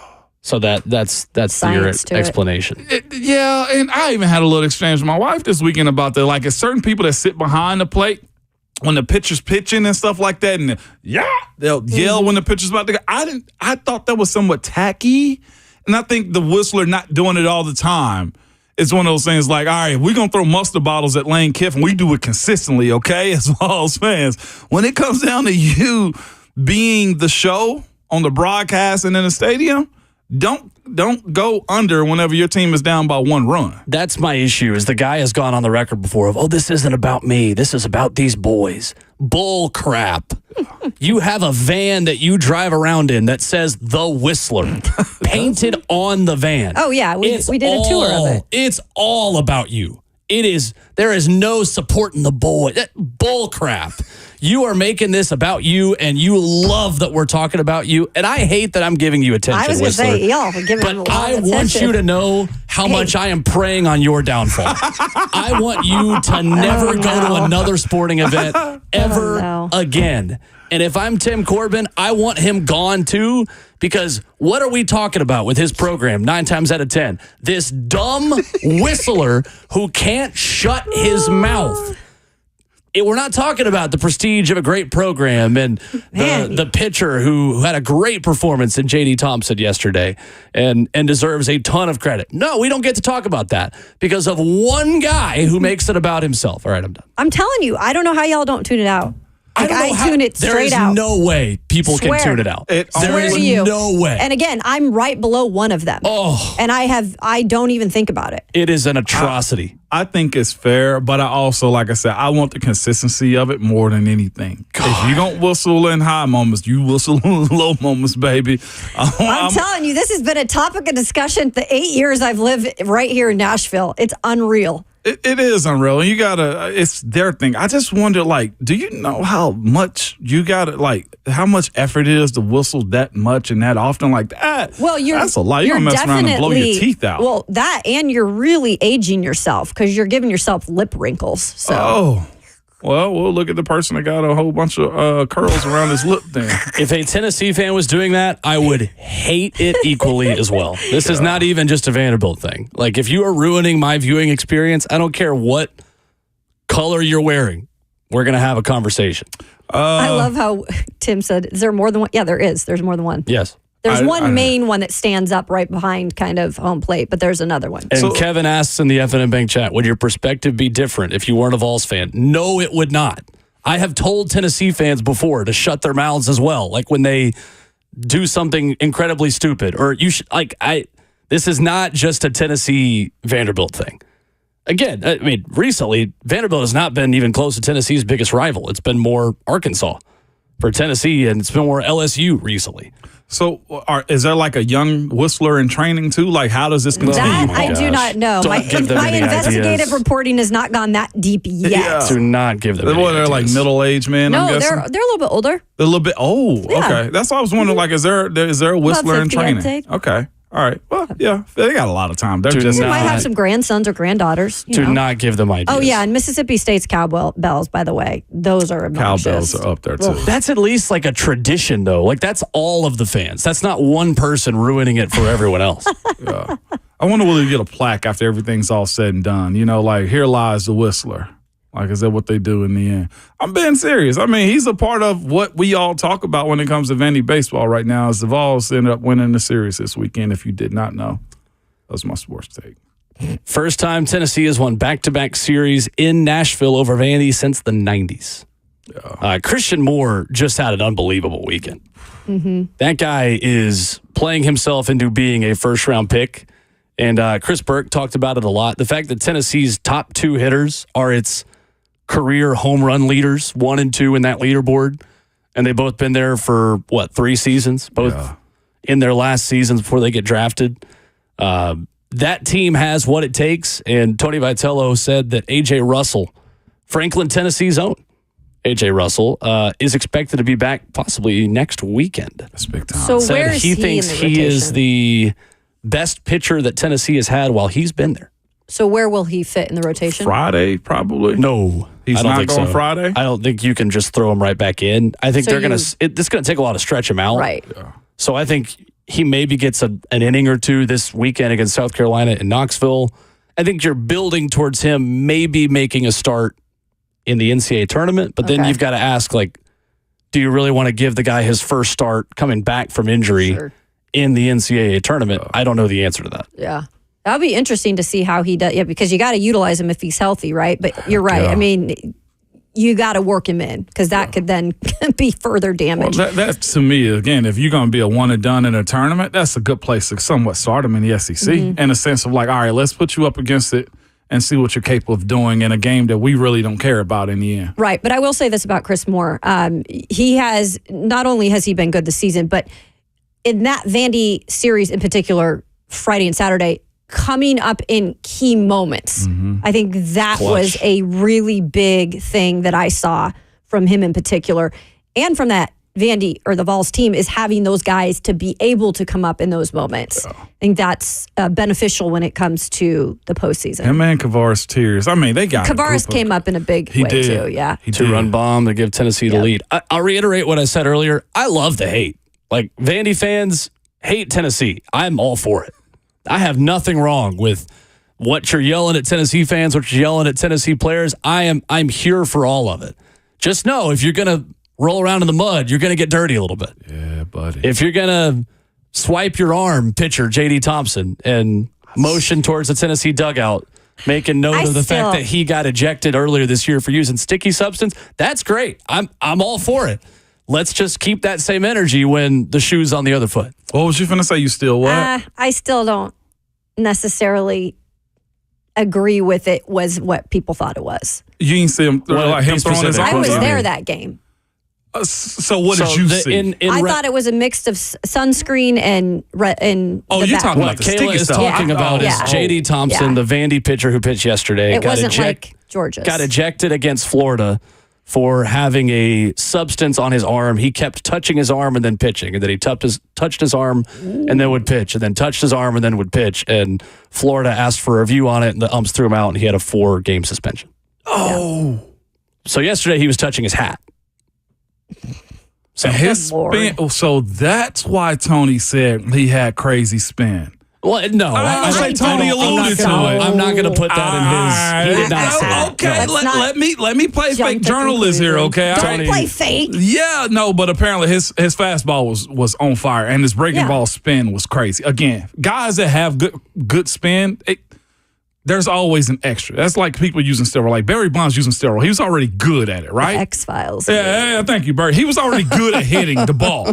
Barry Bonds' steroids issue was it helped him recover quicker. So guys that got crazy spin rate, you're always looking for something, whether it be your own sweat or something else. Tony Vitello said after the game he had great spin. I don't think that was accusing him of cheating. I think he just said he had great I mean, we spin. could look at all the power teams that are hitting home runs. 615-737-1045. Back to the Titans discussion coming up next. Let's talk about what Tavondre Sweat looked like over the weekend after this.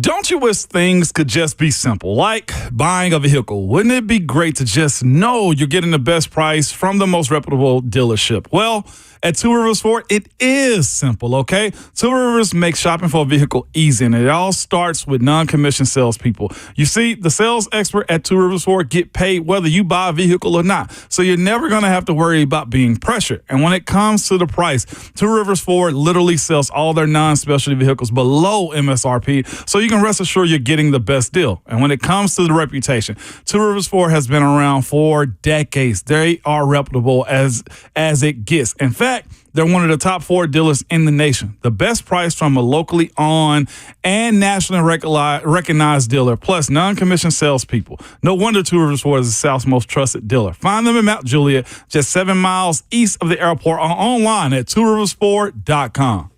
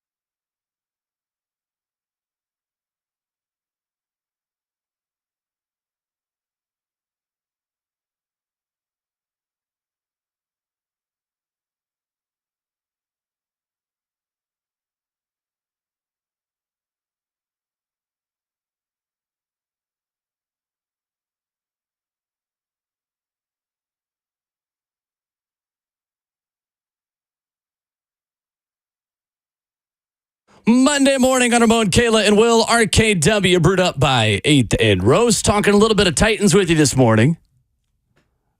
Before we get back to the J.C. Latham, Tavondre Sweat stuff, no one is accusing anyone of cheating yesterday in the Vandy, Tennessee game. Before you guys listen to 30 seconds of our conversation and act like you know everything we said.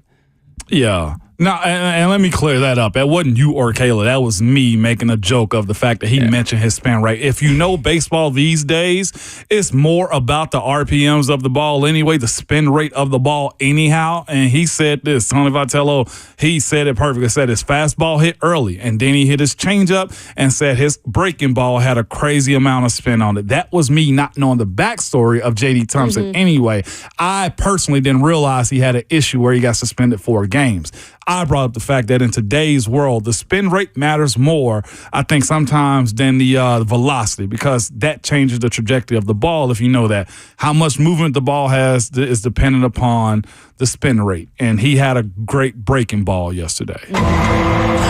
Mystery solved. Thank you, Bert. No, that was the integrity of Coach Corbin is high. Yeah, absolutely. And Vitello also said this is a healthy rivalry. So if you snitch to Vanderbilt that I said something, or to Coach Vitello, bring it back touch to grass. 823 and touch grass. So much so when Tony got on the headset yesterday, this is why I love him.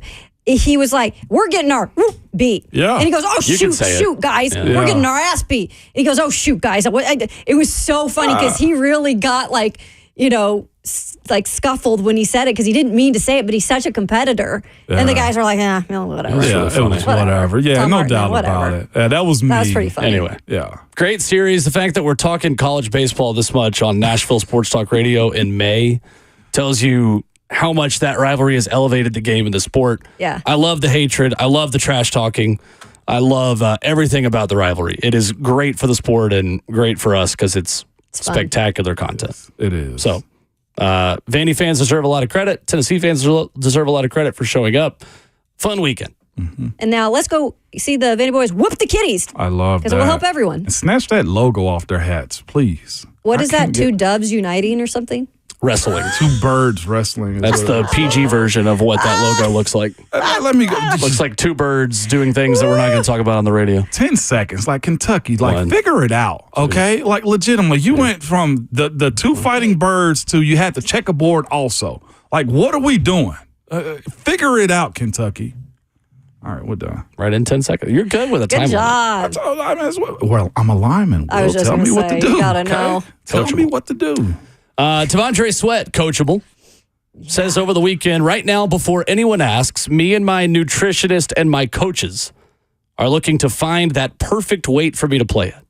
I don't know that perfect weight, but y'all will when y'all see me, he says. Word for word, for the first Texas player to win the Outland Trophy since 1977, Tavondre Sweat, who played 35.9 snaps per game last year. How much of a difference is the nutrition part, Ramon, of being an NFL player where you go from college, all your meals are in the same place, the Smokies cafeteria in Knoxville is world-renowned, I'm being sarcastic, but it's really, really good, and all 3 meals are taken care of. What is that adjustment like in just making sure, going from college to pro, that you cut out some of the bad stuff and take care of yourself in a different way? How hard is that? It ain't hard. It's honestly dependent upon how much success or failure you have also, too. If he goes out and he balls at 365, 370, he going to feel like he can do that all the time. That's one side of this thing, too. The other pathway is, look, you got more time. You're a pro. You're a guy that your job is dependent upon. Your teammates are dependent upon you being in the best shape of your life. There is an aspect in which he dropped a few pounds.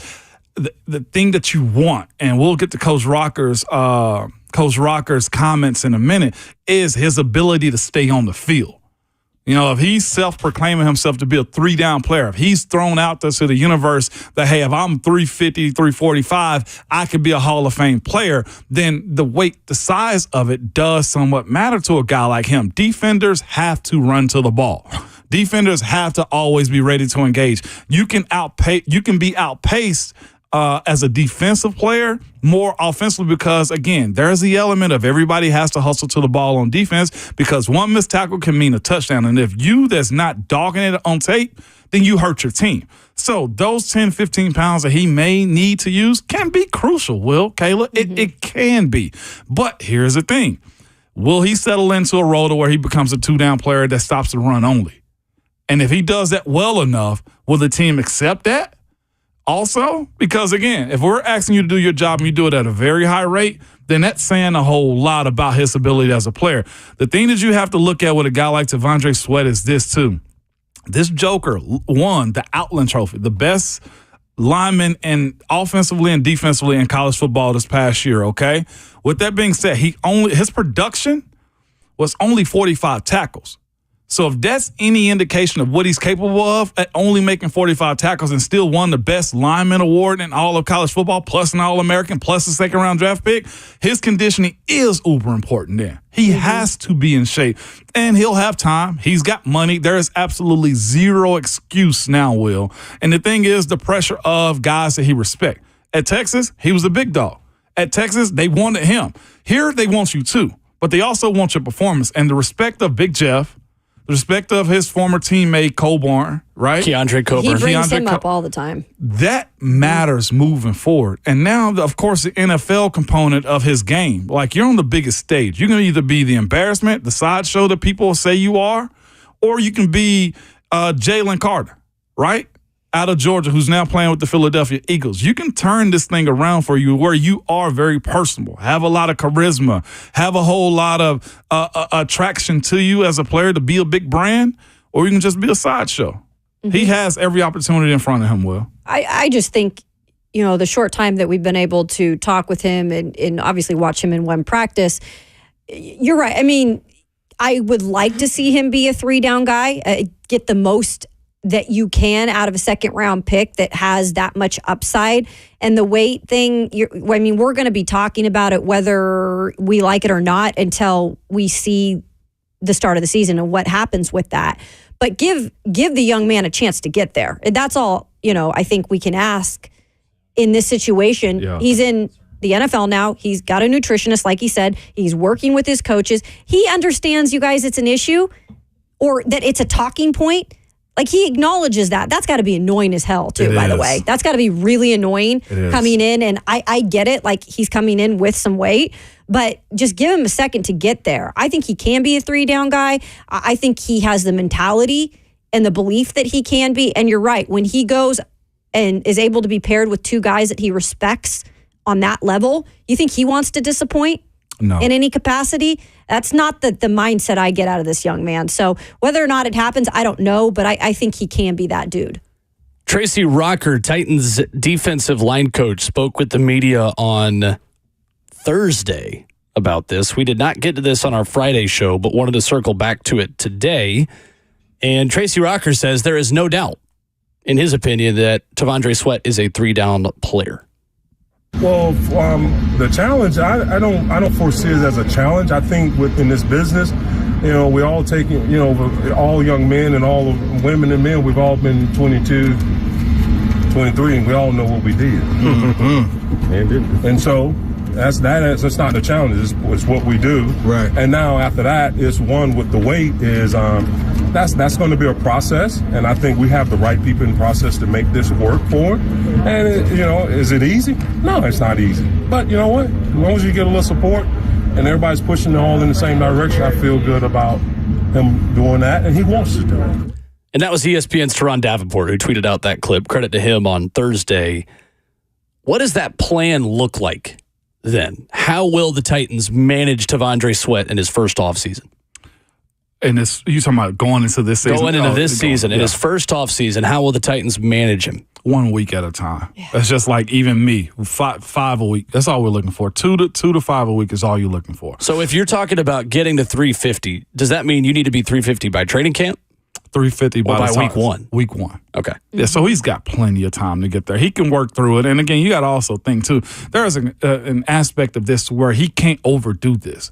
He's here because of his size also. He's here because he was born and put on this type of weight that allows him to be this type of athlete. You don't want to take everything away from him. There's balance between him losing to get the 350 to, help us be at ease. Oh, he's at his number. But it does come down to, all right, what does he look like getting to this number? How tired is he? Do you want him at 350 and he's dog tired throughout the course of the season, can't really recover the way you need him? So I know that's probably egregious to say to a lot of people, like, he's 350, he should have a lot of energy. But we're talking about the ability to burn fat, to get down to a weight that keeps him at a high performance level too, high performing level also. There's that side of it. So again, I'd rather him walk to this than to sprint to get to that number, because I've seen guys underweight and overweight highly perform because this is what I'm used to right now. Give me time to adjust, maybe not this offseason or going into this season, but the next year also. From year 1 to year 2 to him is something I think has to be super unique in how he becomes a better pro. Coach Rocker was right. He even said it, as there was an extension of the conversation. He was like, I got a big son too. You know what I'm saying? Like, it's not an easy process. It's a process in which it has to be week by week, and the expectation is, did you get better from last to this one? Mm-hmm. Yeah, and you mentioned Tracy Rocker. I just think having him here with Tavondre, I just think that's a really good pair. Just like I feel like Bill Callahan and the rookie J.C. Latham and the test to move him back over to left is an incredible pair. Just the way the mentalities of those two coaches come across with how they work with developing players, I think it's going to be two peas in a pod. And it's going to be hard. Like Tracy said, it's not going to happen overnight. But I think Tracy has had things in the past where he's had to work with situations like that. And there's expectations for Tavondre Sweat, just like there is for every rookie that is coming in this year. But Tavondre at least knows what the expectations are. And Tracy confirmed that too. He knows that he needs to get down to a certain weight, right? Yeah. And he's willing to do it. And that, to me, puts me a little at ease. If he's willing to do it, I think he can get there because he has the right parts surrounding him. On a scale of 1 to 10, then, I want to ask 2 questions on concern level. Cedric Gray wearing the green dot as a rookie. Tavondre Sweat getting down to playing weight. Where are you at concern-wise on each of those questions for the Titans rookies? Cedric Gray and the green dot, I'm probably about a 7. Out of 10? Out of 10. Okay. 7 out of 10. And Tavondre Sweat? I give him a 3 out of 10. Kayla? On this weight issue and been in shape. Meaning that it's not concerning. Yeah, not concerning. Okay. I would say with the weight, just because I know that for everybody it's a different struggle. So if he's not able to get to it at the start of the season, I'm not saying I'm as crazy of concerned, but I'll say it's like out of 5. And for Cedric, I'll say about a 7. Yeah. Interesting. I'm probably about a 3 or 4 on both of them. Are you? To be Just quite not honest concerned. with you. Well, why are you guys more concerned about Cedric Gray and calling the plays? I just think there's a lot that is put on this situation, just as much as the weight is put on Tavondre coming into the season. I think as much as we've talked about the weight, we've talked about the green dot. And I think Cedric will be able to handle it. I really do in the long run, because I think, again, why am I coming back to this? But I am. Frank Bush is his position coach, right? And I think that he's going to be able to position him well into that. Plus, I just think Cedric Gray, he's really smart. Just from what I heard on the podium, he is the most even keel kind of guy. And I think that's what you need in terms of being able to wear the green dot. But it's also going to be a challenge. This is the first year he's learning a new playbook. He's, playing at a different level. So there might be some bumps in the road to get there. But I think once he gets the green dot, he's going to completely be able to, build on that. But at first, you have to have some concerns just because he's a rookie. I lean probably more than a 7. I'll be real with you as far as my concern. Do I think he's smart? Yeah, I think all of that. But here's the thing about that he's got to adjust to. Having a sound in his helmet, dealing with that, hadn't had to deal with it in college, understanding this entire new defense that he has to call and be an old guy who's a young guy at the time. And also this too, offensive coordinators will know he's young. They will try to catch him in pace situations. Can he audible? Is he quick enough with the way he can set the defense up?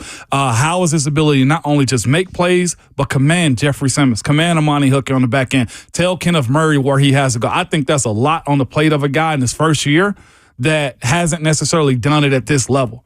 to where it's less players. You can't really come out the way you need to.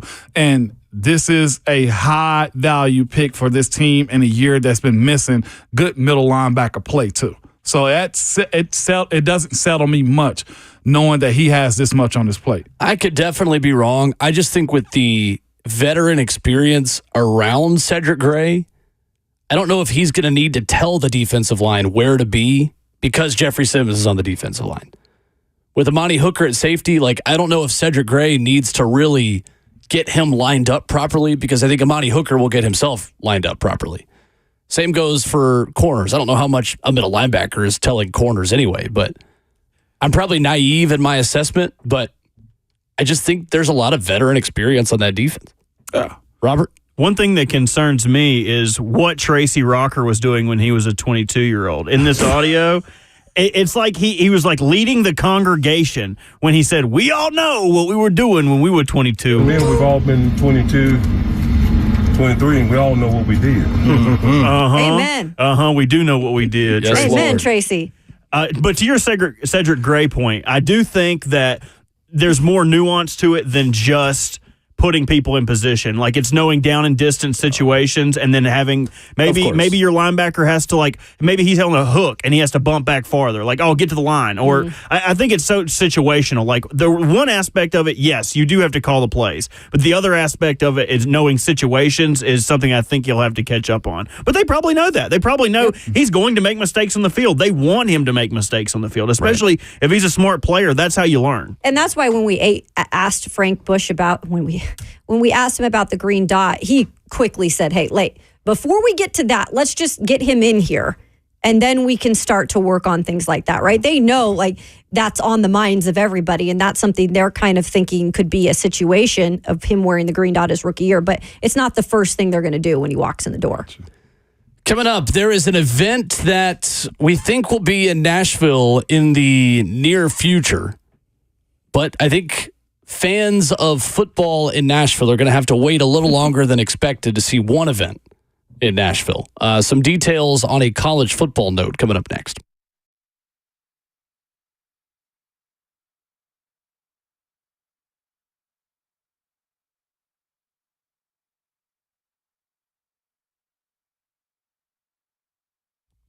Hey, it's Kayla Anderson with QC Kinetics. And, this is probably the worst time of the year to be dealing with that joint pain because you can't get outdoors and do the stuff that you love to do.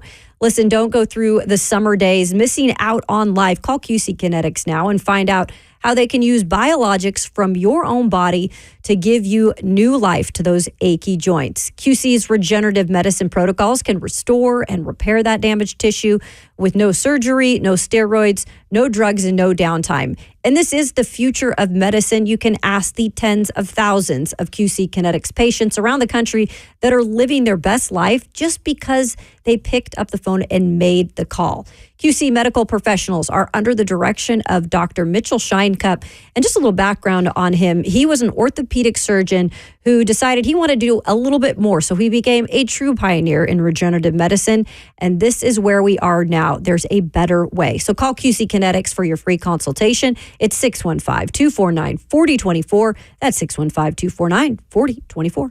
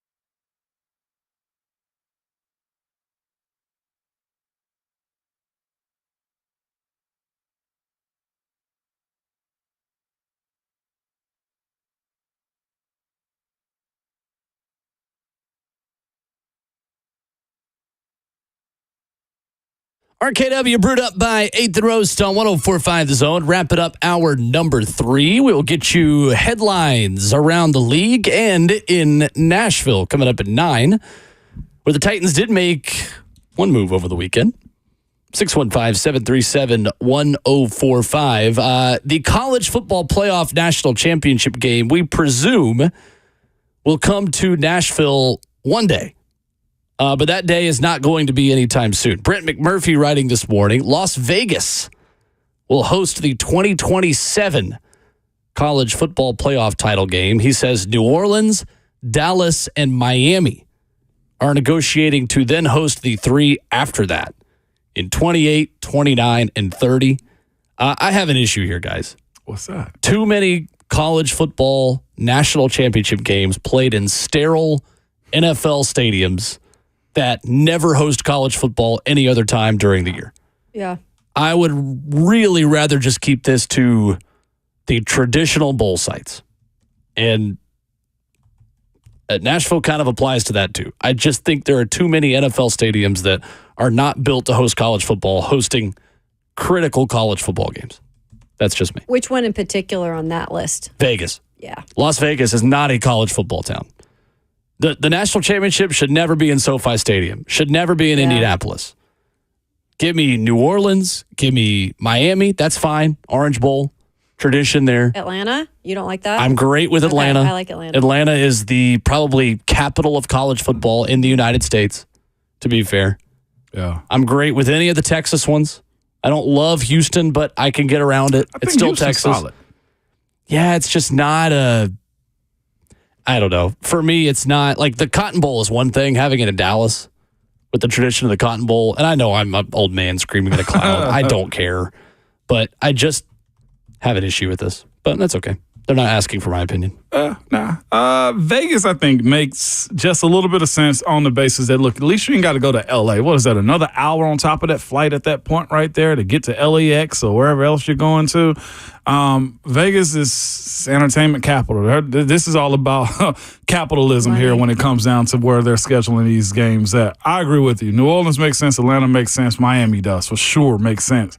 I just want to see how it's going to look if and when they make it to Nashville, Tennessee. What is that one going to be like? Yeah, because so it's supposed to open up in terms of if everything's on track, 2027, right? So you would think shortly after that they're going to be bidding and in the mix, because if this is going up to 2030, I would think they would be there right after. And we don't know what that is going to be like, but if you're going to have something like this in Vegas, where this is just, in my opinion, for right now, the hot city for events, I don't know if that's necessarily going to last. And I don't necessarily agree with it. I kind of have a thing against Vegas, but that's just me. But I think Nashville has proven they're an it city when 100%. It comes to hosting, right? I mean, and just look what they did in the draft. And it's a college football town. So I think they could do a really good job being the new era in terms of hosting some of these things. 100%. So I can't wait till they're in the mix. I'm kind of mad we got to wait a little. I like the Vegas aspect. Yeah, I get annoyed with Vegas. I get annoyed with Vegas, Moan. I'm not going to lie, because it's such a transplant city. And so is Nashville now, though. Hear me out, though. But sports aren't as big over there in terms of the South is big when it comes to sports. I mean, I spent a lot of time on the West Coast. Vegas is just it because it's an entertainment city. And look, congratulations, they can host. Like they've shown out when it comes to it. I just get annoyed by it, Moan, because it's not a big thing over there on a normal basis. But when there is that week of it or that specific event, they're like, oh, we're going to show out. Well, here's my thing. But it's not, they don't live, drink, and breathe on sports. It being regional, but that's the same can be said about the Rose Bowl then, if that's the case. Like, so why are we holding that one? I know, but like, we're talking about one game. It's not like Vegas is just like the epicenter of all things like sports. Like, this is for the destination effect of like putting it in an entertainment place like Vegas. No, that's just my opinion. Yeah, I get what they're doing. I'm with you on it, but I don't mind the fact that Vegas it's my point on it. It's like, it somewhat makes sense to me. I'd much rather fly to Vegas than I would to LA. I think Vegas lives and breathes pro sports. I don't think they care about college sports. I agree with that element of it. Well, one event, though, is what we're asking for. Like, Vegas will be flooded with college fans on those weekends. And it doesn't matter the city at this point. It just matters how nice your stadium is and how well it can. And people want to go where there's things to do. Yeah, of course. Right? For that reason, it makes a ton of sense. And I get your point in it being a transplant city, as in, like, people don't live in Vegas. Like, exactly. They do, but, like, at least people live in Nashville. Yes. That's the point, right? Is Yes. that, like, every NFL fan base takes over Vegas because there aren't really, like, Vegas. Like, have you ever met anyone from Las Vegas? I've met a couple people through athletics because there's kids who obviously come out of Nevada, Like right? Bishop Gorman, things exactly. like that. Like Bryce Harper, but a right? lot of those kids also transfer there. Yeah. Just to go that's to true. Bishop Gorman. Like it. And they steal everybody's pro teams, and I just don't like that. And that's just I don't, me and my little thing I have about that kind of I think it's an awful place for the college football national championship. There's nothing college about Vegas to me, other than that's where you go on spring break when you're 21. If I had the time, I'd go. Yeah, I mean, spend your money if you've got the money. And I know there are you're people from entertained, Vegas. right? Like, I understand it is still a very large city. I just don't think it is a town that cares about college football in the way that places like Nashville do. But they don't care about that. I like to dog on them. That's why I'm going. So somebody in the chat said Vegas. Someone on YouTube said Nashville is not really a college football town. The TV ratings disagree with you there. Every year when these CFP rankings come out of television ratings across the country and markets that had the biggest audiences that watch the national championship game, Nashville is always in the top 10 every single year. And it doesn't matter. It's in the South. Absolutely a college football town. In the freaking South, It's just a football town. Coming up, hour number 4, when we come back, we've got some schedule updates of the NFL. We know the first 2 games that will be played now of the NFL season, and we've got a move the Titans made over the weekend coming up next.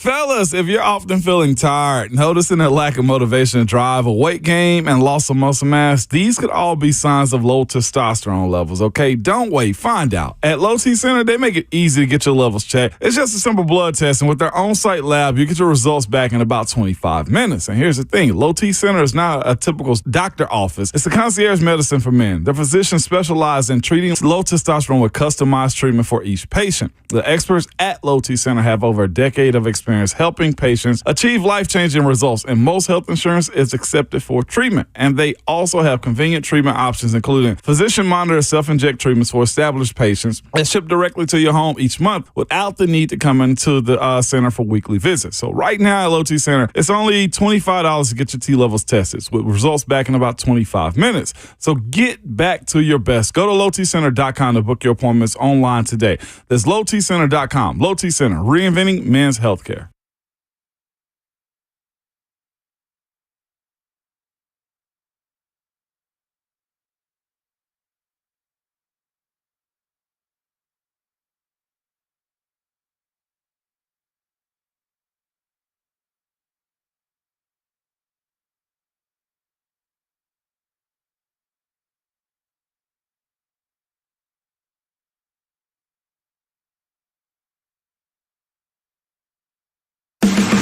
This is your Off the Track Racing Report, brought to you by Nissan of Rivergate. The drought's done in Darlington.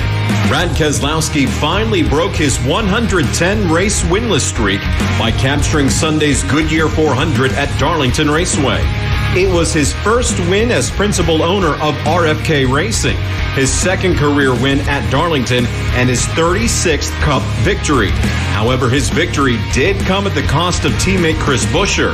With less than 10 laps remaining, Buescher had the lead but was forced up into the wall by a hard-charging Tyler Reddick. Keselowski took the lead and held on for the victory. The incident led to a post-race skirmish as Buescher confronted Reddick.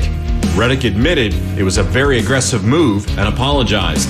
Meanwhile, Ty Gibbs finished second and Hendersonville native Josh Berry finished third.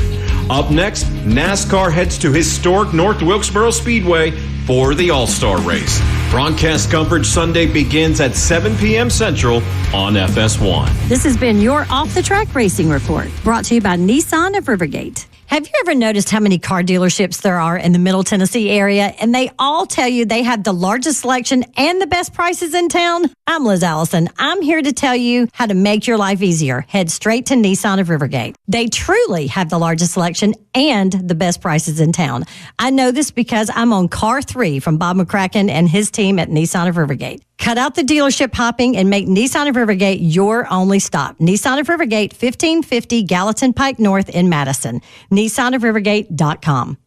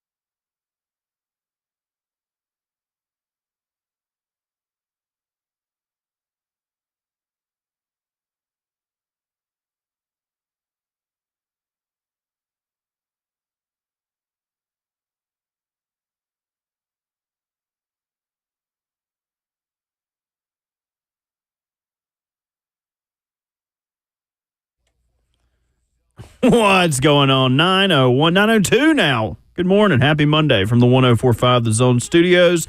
I am Robert Walsh. A little bit of breaking news from this morning. We know the first 2 games of the NFL schedule. Week 1, Thursday, September 5th, it will be the Ravens at Arrowhead taking on the Chiefs, Lamar Jackson and Patrick Mahomes in an AFC Championship rematch. The next day, Friday, we're going to have the Packers and Eagles in Sao Paulo, Brazil. First 2 games already announced. The full NFL schedule releases this Wednesday night on ESPN. A little bit of movement in the free agent pass rush market as Bud Dupree signs a 2-year deal worth up to $10 million with the Chargers. Started 16 games for the Falcons last year, racking up 6.5 sacks. In the NBA, both series back to even as the Nuggets got back to basics, taking down the T-Wolves 115-107, despite Anthony Edwards scoring a franchise playoff high of 44 points. The road team has won every game of the series. The opposite is true for the Pacers and Knicks, where the home team has won every game, and last night was no different. The Pacers take out the Knicks 121-89. Tough night for Dante DiVincenzo, 3 of 13 from the field and 1 of 6 from 3. For all your foundation repair and waterproofing needs, visit USSTN.com. Breaking news at once on your home for the Titans and the Vols. This is 104.5 The Zone.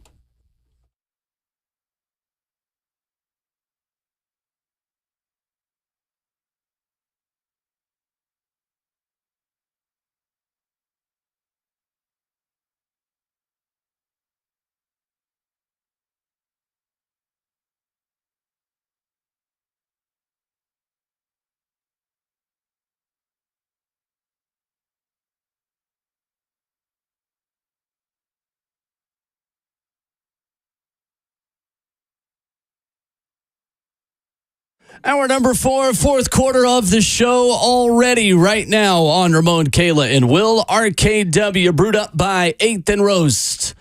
Ramon is the R. Kayla's the K. I'm the W. Big dog. Will Bowling.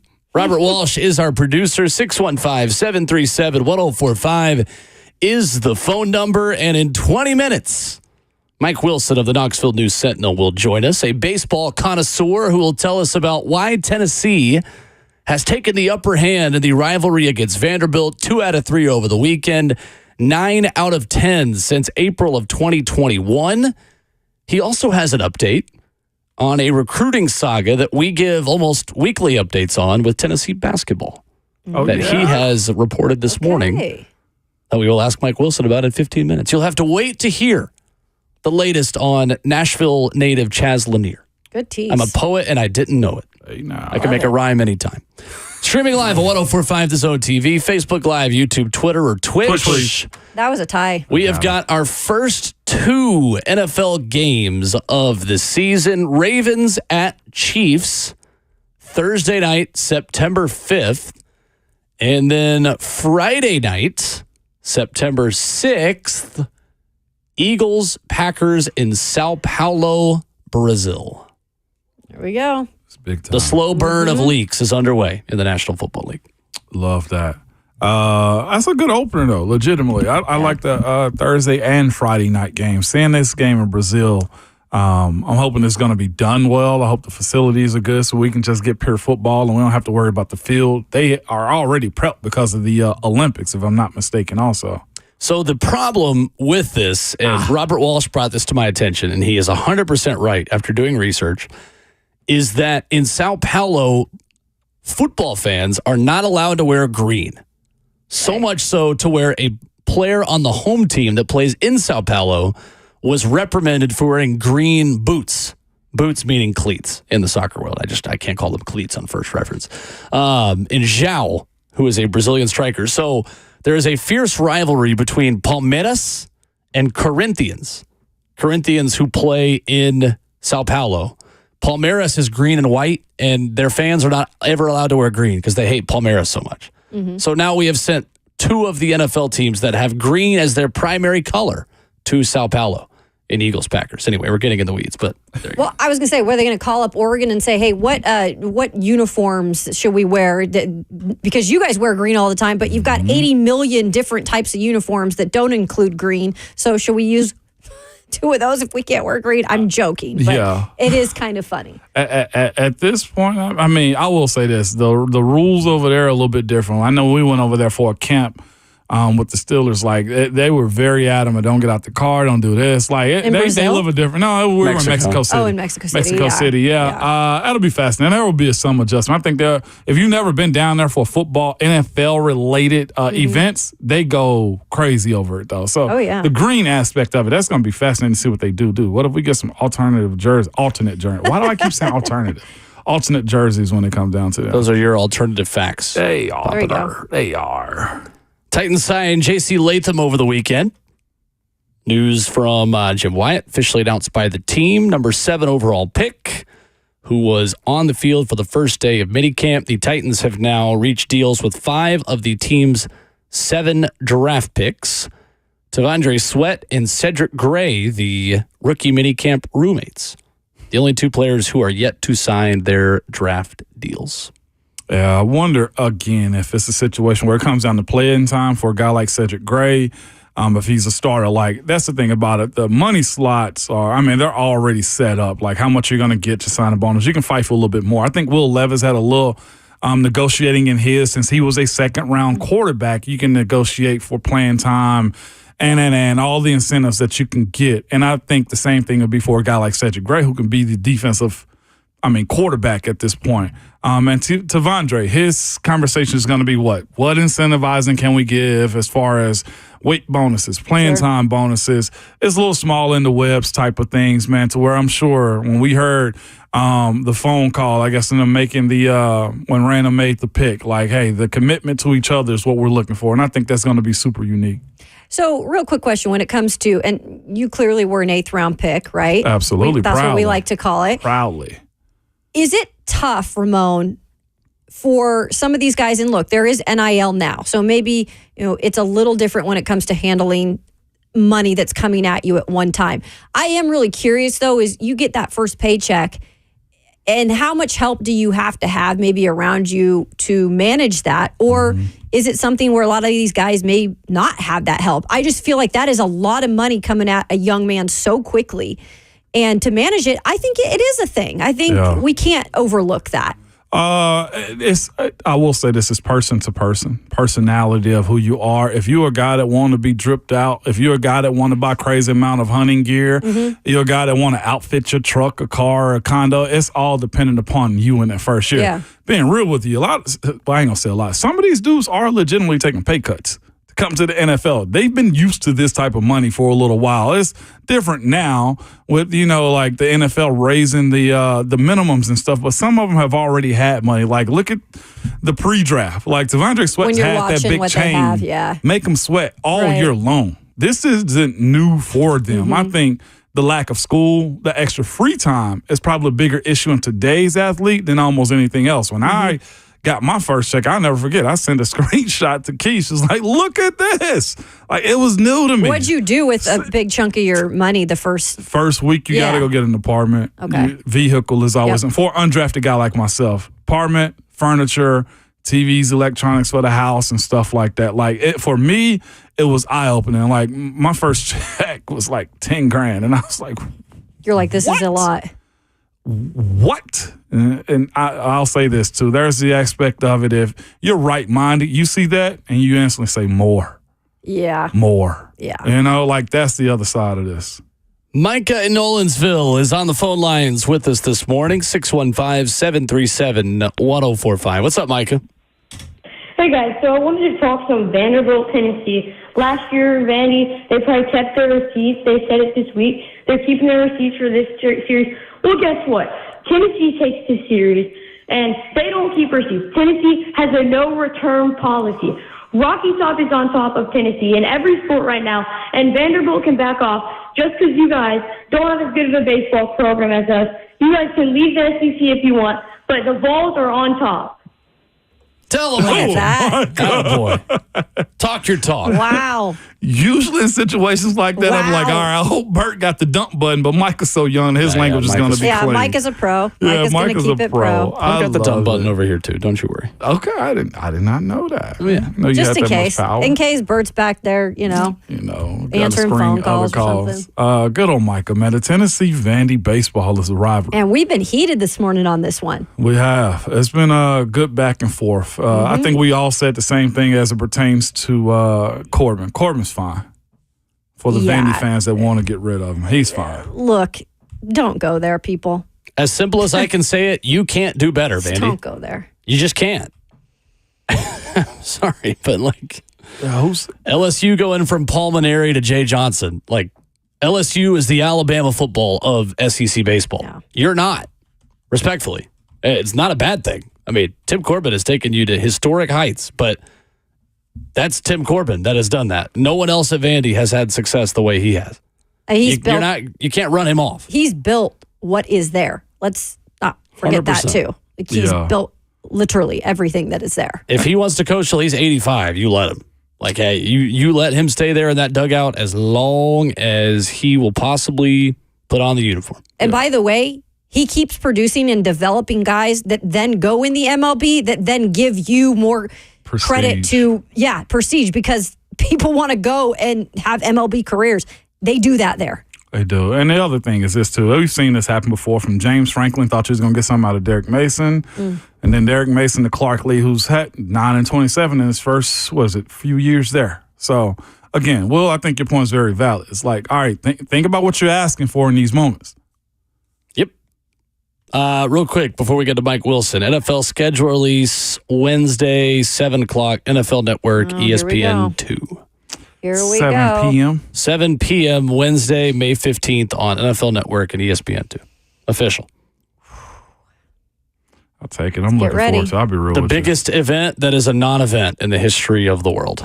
Seriously. I'll see the schedule and the email drops in my inbox. They slap it right right in the middle of the month, too, so they can just carry on. One off week will fill it. Yeah, well, one thing I will say on somebody whose team is not in their same market, it's easy for like Titans fans or if you live in Nashville to be like, who cares? We don't care when the games are. But I care when the games are because I got to plan my vacations. I got to know when the games are so I can ask off for dates, so I can fit in the wedding. So I enjoy the schedule release, but I understand that it's been a bunch of ho-hum about nothing. I like it.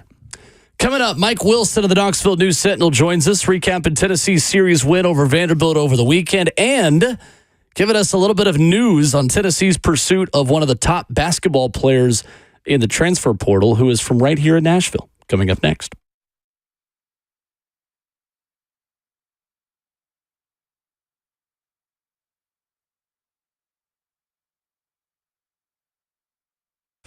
It's Ramon Foster here for United Structural Systems. Listen up, gang. When it comes to large home repairs, a lot of time we homeowners, we pretend we don't see the warning signs. Well, one of the warning signs we got this past weekend was rain, flooding, and I'm sure a good bit of Middle Tennessee dealt with some of that, man. When it comes down to those foundation and waterproofing issues, USS is the company you need, okay? You'll have a peace of mind that knowing that United Structural System, this is what they do. They've been here for over 25 years, and if you have water blowing over coming over your basement walls or blowing it right now or just messing up the structure and foundation of your home, you got to reach out to USS because time is money when it comes down to you saving your house and keeping water out. And we got more rain coming this week also. So if you have issues with keeping your homes dry and stable, okay, homeowners trust USS. They've been doing it here for a very long time. They have over 25,000 100% satisfied residential customers, and they're serving Middle Tennessee, Southern Kentucky, and Western Kentucky. You can reach them online at USSTN.com or call them 615-488-7855.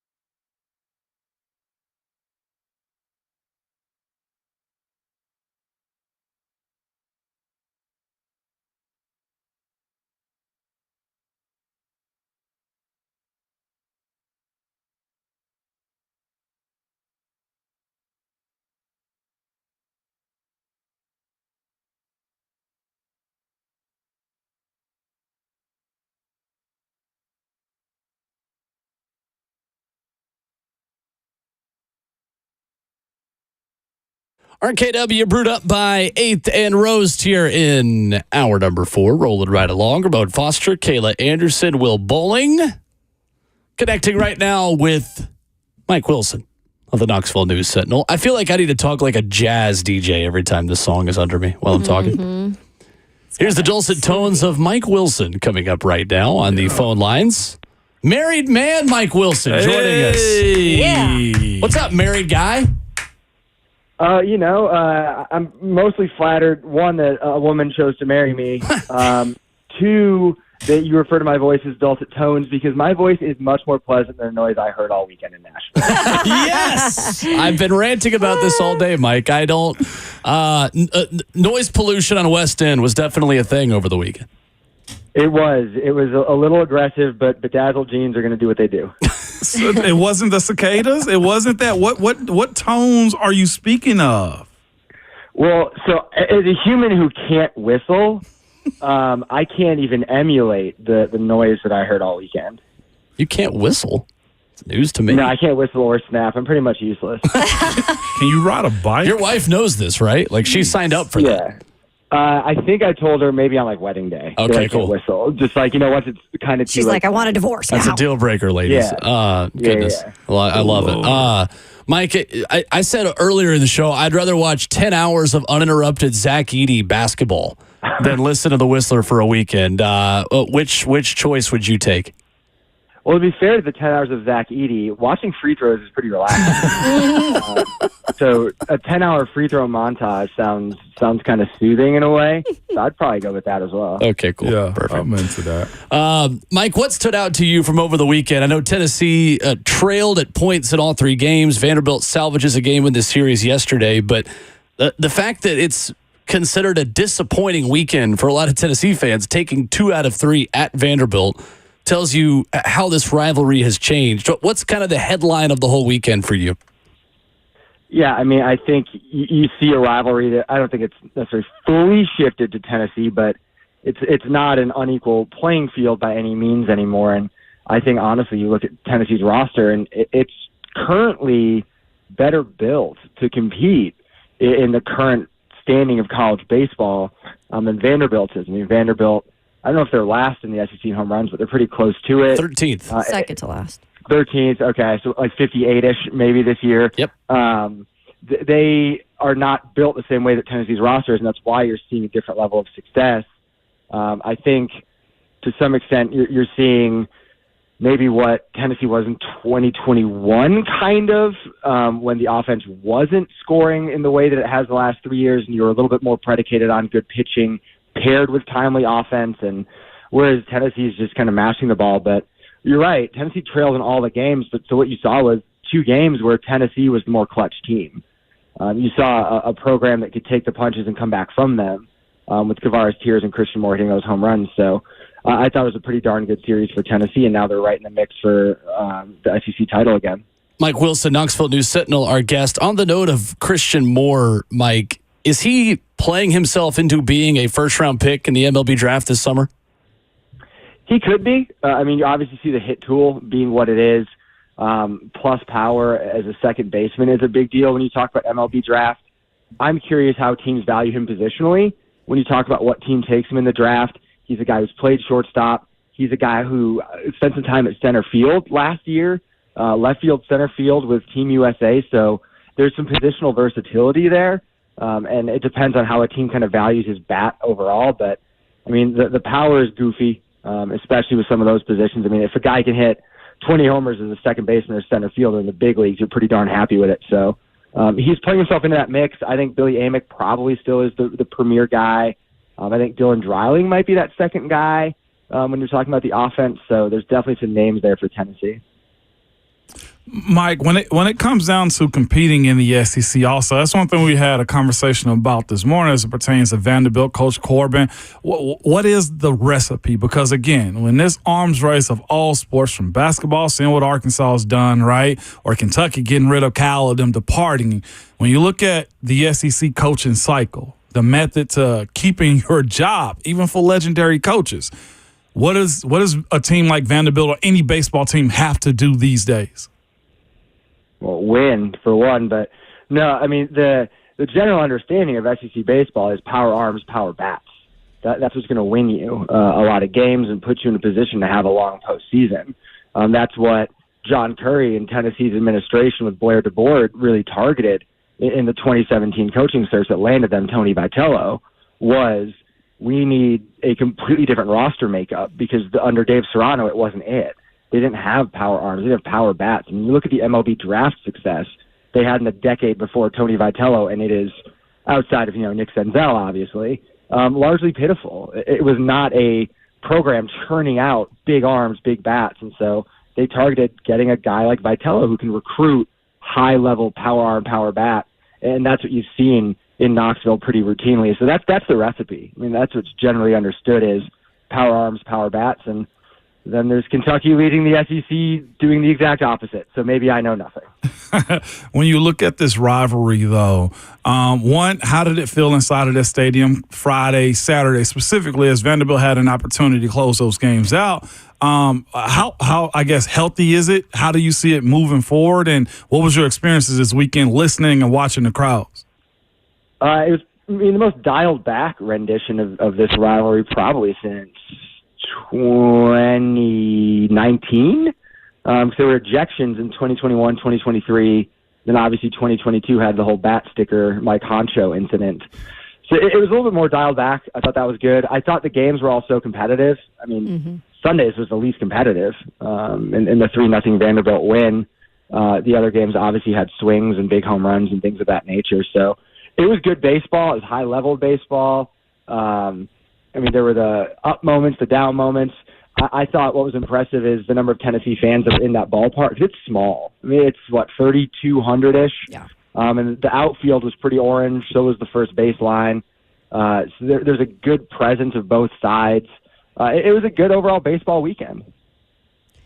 Mike Wilson of the Knoxville News Sentinel joining us today. Talk a little bit of the baseball happenings we had over the weekend. And Mike, just when it comes down to the end of the season, right? So we've got one more weekend of regular season play. If you're looking at Tennessee, inviting in South Carolina, what do you feel like in terms of maybe getting stuff together before the SEC tournament?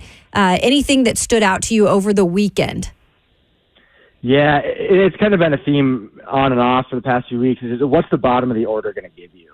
Because Tennessee twice on Sunday had the first two guys reach base going to the bottom of the order, and the bottom of the order didn't come through any of those times. The first time through, Robin Villeneuve struck out on 3 straight fastballs. Cal Stark struck out, and Christian Moore flew out. I don't remember the exact sequence. The next time, I think there were 2 strikeouts in the 7th. Might have been all 3 because Vanderbilt brought in Futrell. Yep. Might have been 3 straight strikeouts there. So the bottom of the order has to produce at some point. Tennessee has to know who its designated hitter is. They started Dalton Bargo, Reese Chapman, and Robin Villeneuve in the 3 games, and none of them finished the game because Tennessee turned to Cannon Peebles at some point in all of those. So is Peebles the answer? Is one of those guys going to emerge? Because Tennessee has not gotten consistent production there. Ryan Shumpert did a great analytical breakdown of the stats of that position for Tennessee going into this series. And then outside of Peebles' pinch hit, home run, and a couple of walks, the position again was pretty invaluable for Tennessee in terms of productive at bats and getting things done. Mike, I'm curious of your take on this, and we've talked about this even about the SEC basketball tournament. And I get it generates money to go to Hoover, right? A lot of people like to go there and watch their teams, and it's generating money. But what do you feel like in terms of the SEC tournament? I mean, at some point, are they even really caring if they make it through the first day or two? Because to me, there's nothing that comes out of that really. You want obviously, it's probably the same line you're going to hear in any of those sports. You talk about the SEC basketball tournament too. Teams want to go and just play good basketball, good baseball, whatever it is. You want to feel good about going into the postseason. Mm-hmm. But then again, last year Tennessee goes and gets one hit by Texas A&M in that tournament, and then absolutely rolls through Clemson, rolls through Southern Miss, and goes to Omaha. So I think there's value in feeling good about yourselves. For other teams, there's value in being at home and maybe feeling bad about yourselves for a day. But yeah, I don't know if there's a recipe to it, but I will say as a journalist / baseball enthusiast, being in Hoover is one of my favorite things in the world. That tournament's super fun. except when it rains all the time. Mike Wilson of the Knoxville News Sentinel is our guest at By Mike Wilson, where you follow his great work covering Tennessee on Twitter. Mike, A.J. Russell getting closer to making a return for Tennessee on the mound as the Franklin, Tennessee native was not available over the weekend. What is his role moving forward, in your opinion, as Tennessee heads to the postseason? Yeah, that's probably the money question right now. I mean, outside, again, that bottom of the order stuff, because Tennessee's pitching is kind of thin. When you talk about weekends anyway, I mean, they pretty much have 5-6 guys they go to on a regular basis. And if one of those guys falters, it gets really interesting. So if A.J. Russell comes back, that obviously boosts Tennessee's situation. But what could he give you in that moment? I don't think you're looking at a guy who's going to roll out there and give you 6 innings after having arm soreness and side soreness kind of throughout the early portion of the season and having not pitched since March 23rd. So if you can get something, get an inning or two here and there, that's obviously valuable. That's what he did last year for Tennessee as a really dominant relief guy as a freshman. So if you can get that out of him, that obviously helps your overall situation.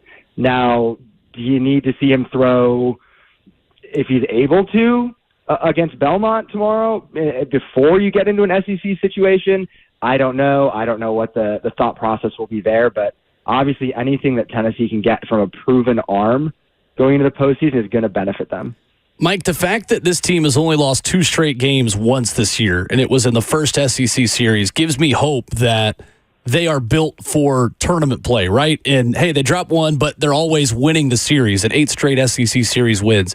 How well do you think this team specifically is built for postseason baseball, considering postseason and regular season weekend series could not be more different? Yeah, I mean, the regional format is always the wild card with a team that you do say might be a little thin on pitching. And obviously Tennessee can alleviate that if they go out there and have a dominant Friday or whatever. But you lose the first game of a regional or even a second. Clemson last year is an example that pops to mind. Clemson had an aggressively thin pitching staff last year. Caden Grice threw that phenomenal game against Tennessee, but that was Clemson's arm. They went out, lost next day, season's over. So the regional format is a weird little equalizer when it comes to not being that typical 3-game series. So to me, it's a get out of the regional, get to the super, because I'm going to like Tennessee's odds in the super round, probably, depending what that matchup is. But you're probably going to like that because, again, it's a 3-game series. So it's always, to some extent, about the regional. Don't lose early in the regional. Get through that unscathed, and you're good. That's looking back to 2021, why Drew Gilbert's Grand Slam meant quite a bit. Kept Tennessee out of the loser's side, sent them off to Omaha. Is there any way you see this team just folding in any sense? When you look at the top of the lineup and what pitching can be in the tournament, what's the one, I guess, silver bullet that can get this squad? Because I remember watching the Notre Dame game last year, and they just had a slow junk throwing pitcher that somewhat trapped them, I feel like, in a game or two. Is that their, I guess, silver bullet when it comes down to their performance? Because they can hit bombs, but it's a matter of fast pitching and, I guess, guys not having great break on their ball. Yeah, I mean, I think kind of what you saw yesterday to an extent. Xander Secret struggling early in the game, Tennessee falling behind, bad situational at bats from the bottom of the order.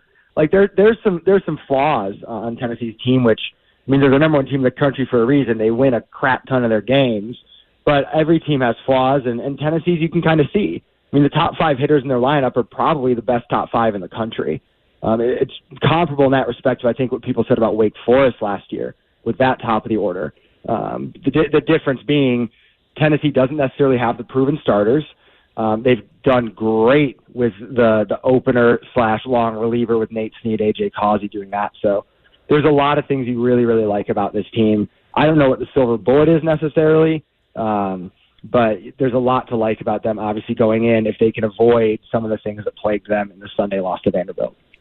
Mike Wilson joining us this morning. Let's shift to the hardwood really quick, Mike. We call it the Chaz Lanier Update Week. We've been asking about this for the last few weeks. Anything you've heard in terms of one of the most pursued guys in the transfer portal?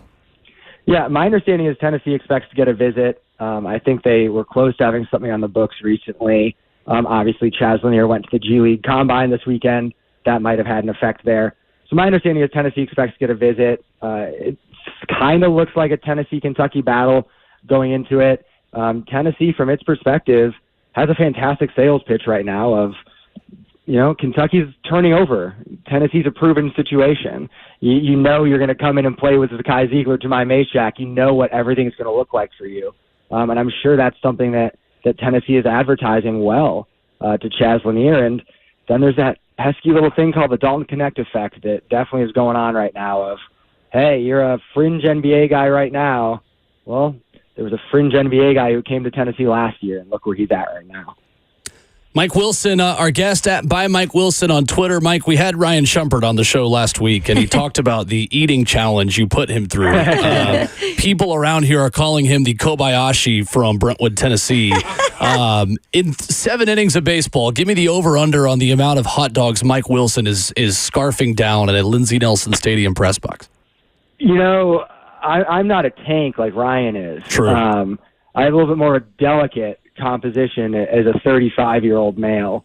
So I don't know that I could take those down and feel good about myself. So I'm just going to avoid this question altogether. Okay. Now, if you're talking about like baked goods, get out the way. Cupcakes, sweets, I can't have those near me. So that might be a little bit of a disaster scene if that happened. Problem is, too, that with as long as some of those buns sit in the press box up there, you're basically eating like a hot dog in 2 crackers. This is not like a bun situation anymore. Those things are stale. Ugh. No, and that is why Ryan was dipping them in Dr. Pepper by the end of the game. He's a weirdo. Whoa. I love it. Mike Wilson answering all the hard hitters from us here, as always, here on Remote Kayla and Will. Mike, thank you as always. Of course, it was almost as fun as watching Ryan eat 5 hot dogs. That's all we can hope for. That's all we can hope for. There's Mike Wilson. Thanks, Mike. Talking some Vols with us here this morning. The Dr. Pepper dog. Yeah, I don't know if I can get behind that from our guy Ryan Shumpert. Yeah, that's asking a lot right there. When he doesn't have to. It's not like he had to do this, No, for the good content. They're playing Queens University. Love that. Yeah. It was competitive at one point, too. Yes, it was. They were losing late in that game. Yeah, had to come back. I always ask that question when it comes to the Vols. What is your silver bullet? What's their silver bullet? Last year, I thought we saw a couple teams that threw junk pitches at them, and they couldn't figure it out. They couldn't play small ball good enough. And I think they have a little bit this year. Played small ball good enough to where it makes you feel confident. Well, I somewhat side with you. I think this squad has a real strong chance going deep into Omaha of not winning the whole thing. LSU last year was just so powerful. All right, so we talked last week with Corey Glore of Tulane about crazy things that sportscasters do to keep themselves entertained. There is one broadcaster who has done something in Cedar Rapids, Iowa, that is more impressive than anything I have ever seen from someone who talks about sports on television. And we'll play that audio for you next.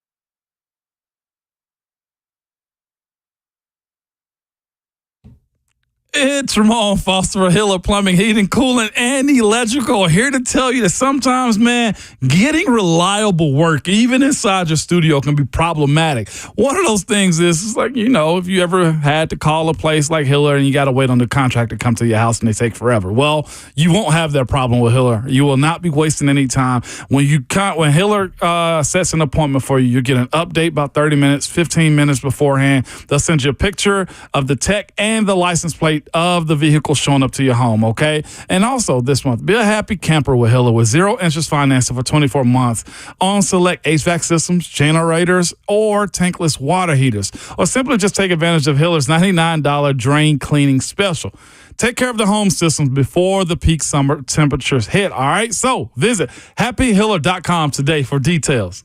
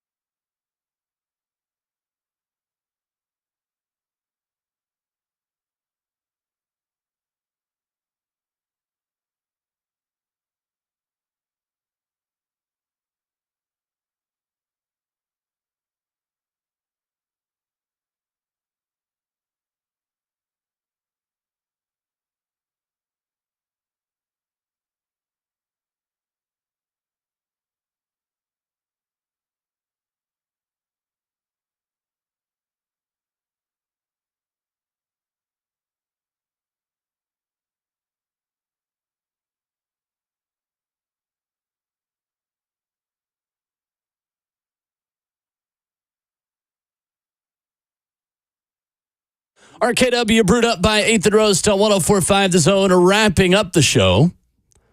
The Buck Rising Show is on deck. All right, so we talked about this last week of crazy things sports broadcasters do to keep themselves entertained. Mm-hmm.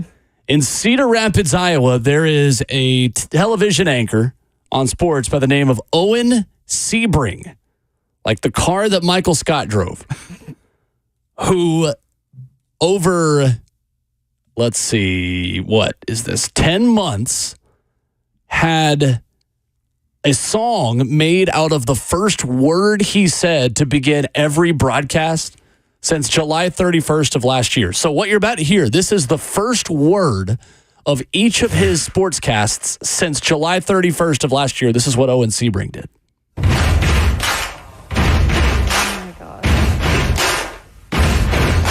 Buddy, you're a boy. Make a big noise playing in the street. Gonna be a big man someday. You got mud on your face. You big disgrace. Kicking your can all over the place. Singing, we will rock you. We will rock you. Buddy, you're a young man, hard man, shouting in those streets. Gonna take on the world someday. You got blood on your face. You big disgrace, waving your banner all over the place. We will rock you. Sing it out. We will rock you. Buddy, you're an old man, poor man, pleading with your eyes. Gonna make you some peace someday. You got mud on your face, big disgrace. Somebody better put you back into your place. We will rock you. We will rock you. Everybody, we will rock you. We will rock you. All right. That's worse than the Whistler. That's outstanding. Oh my God. That is absolutely at some point, I wanted to slam my head 16 times on this table. Ramon, I can tell you're confused. That is a song by Queen called "We Will Rock You." So he intentionally went "We Will" all the time. I'm guessing to try to set this up. This was a plan of his. This wasn't an accident. July 31st of last year. Kudos to you, gentlemen. And then Mr. Sebring. He did the thing in terms of putting the time together to do that. He actually put that. He actually put that together. That is absolutely outstanding. You know he's good at his job because if I was his boss and he had not turned anything in or done anything in a timely manner, I would fire him on the spot. You've been doing this for a year and then you can't get your MMJ reports in, dude? Come on. You're getting fired. Find a new job, Owen. Yeah, notice all of those reports were from the same station, which is good news for Owen. Hey, well done, sir. That was good by him to have that level of commitment right there. Absolutely. It's just, it sounded like. Okay. Yeah. I'm here for it. I mean, legitimately. Whatever it takes to get the job done. Everybody got something quirky about their job. Absolutely. We're talking about him, so he put himself out there. Old man. Between the Whistler and him today. There we go. This guy's not in the Whistler category. Oh, yeah. That was in the Whistler category. No shot. That was awful. He does not go to a place where 3,000 people are gathered and ruin their entire viewing experience of one thing. We just introduced him to about 3 million. 3 million people are listening to us right now? I hope so. That's what I like to think. Wow. All right? I aim big. Keep it going, baby. I'm here Fire for it. big on this show. Keep it going.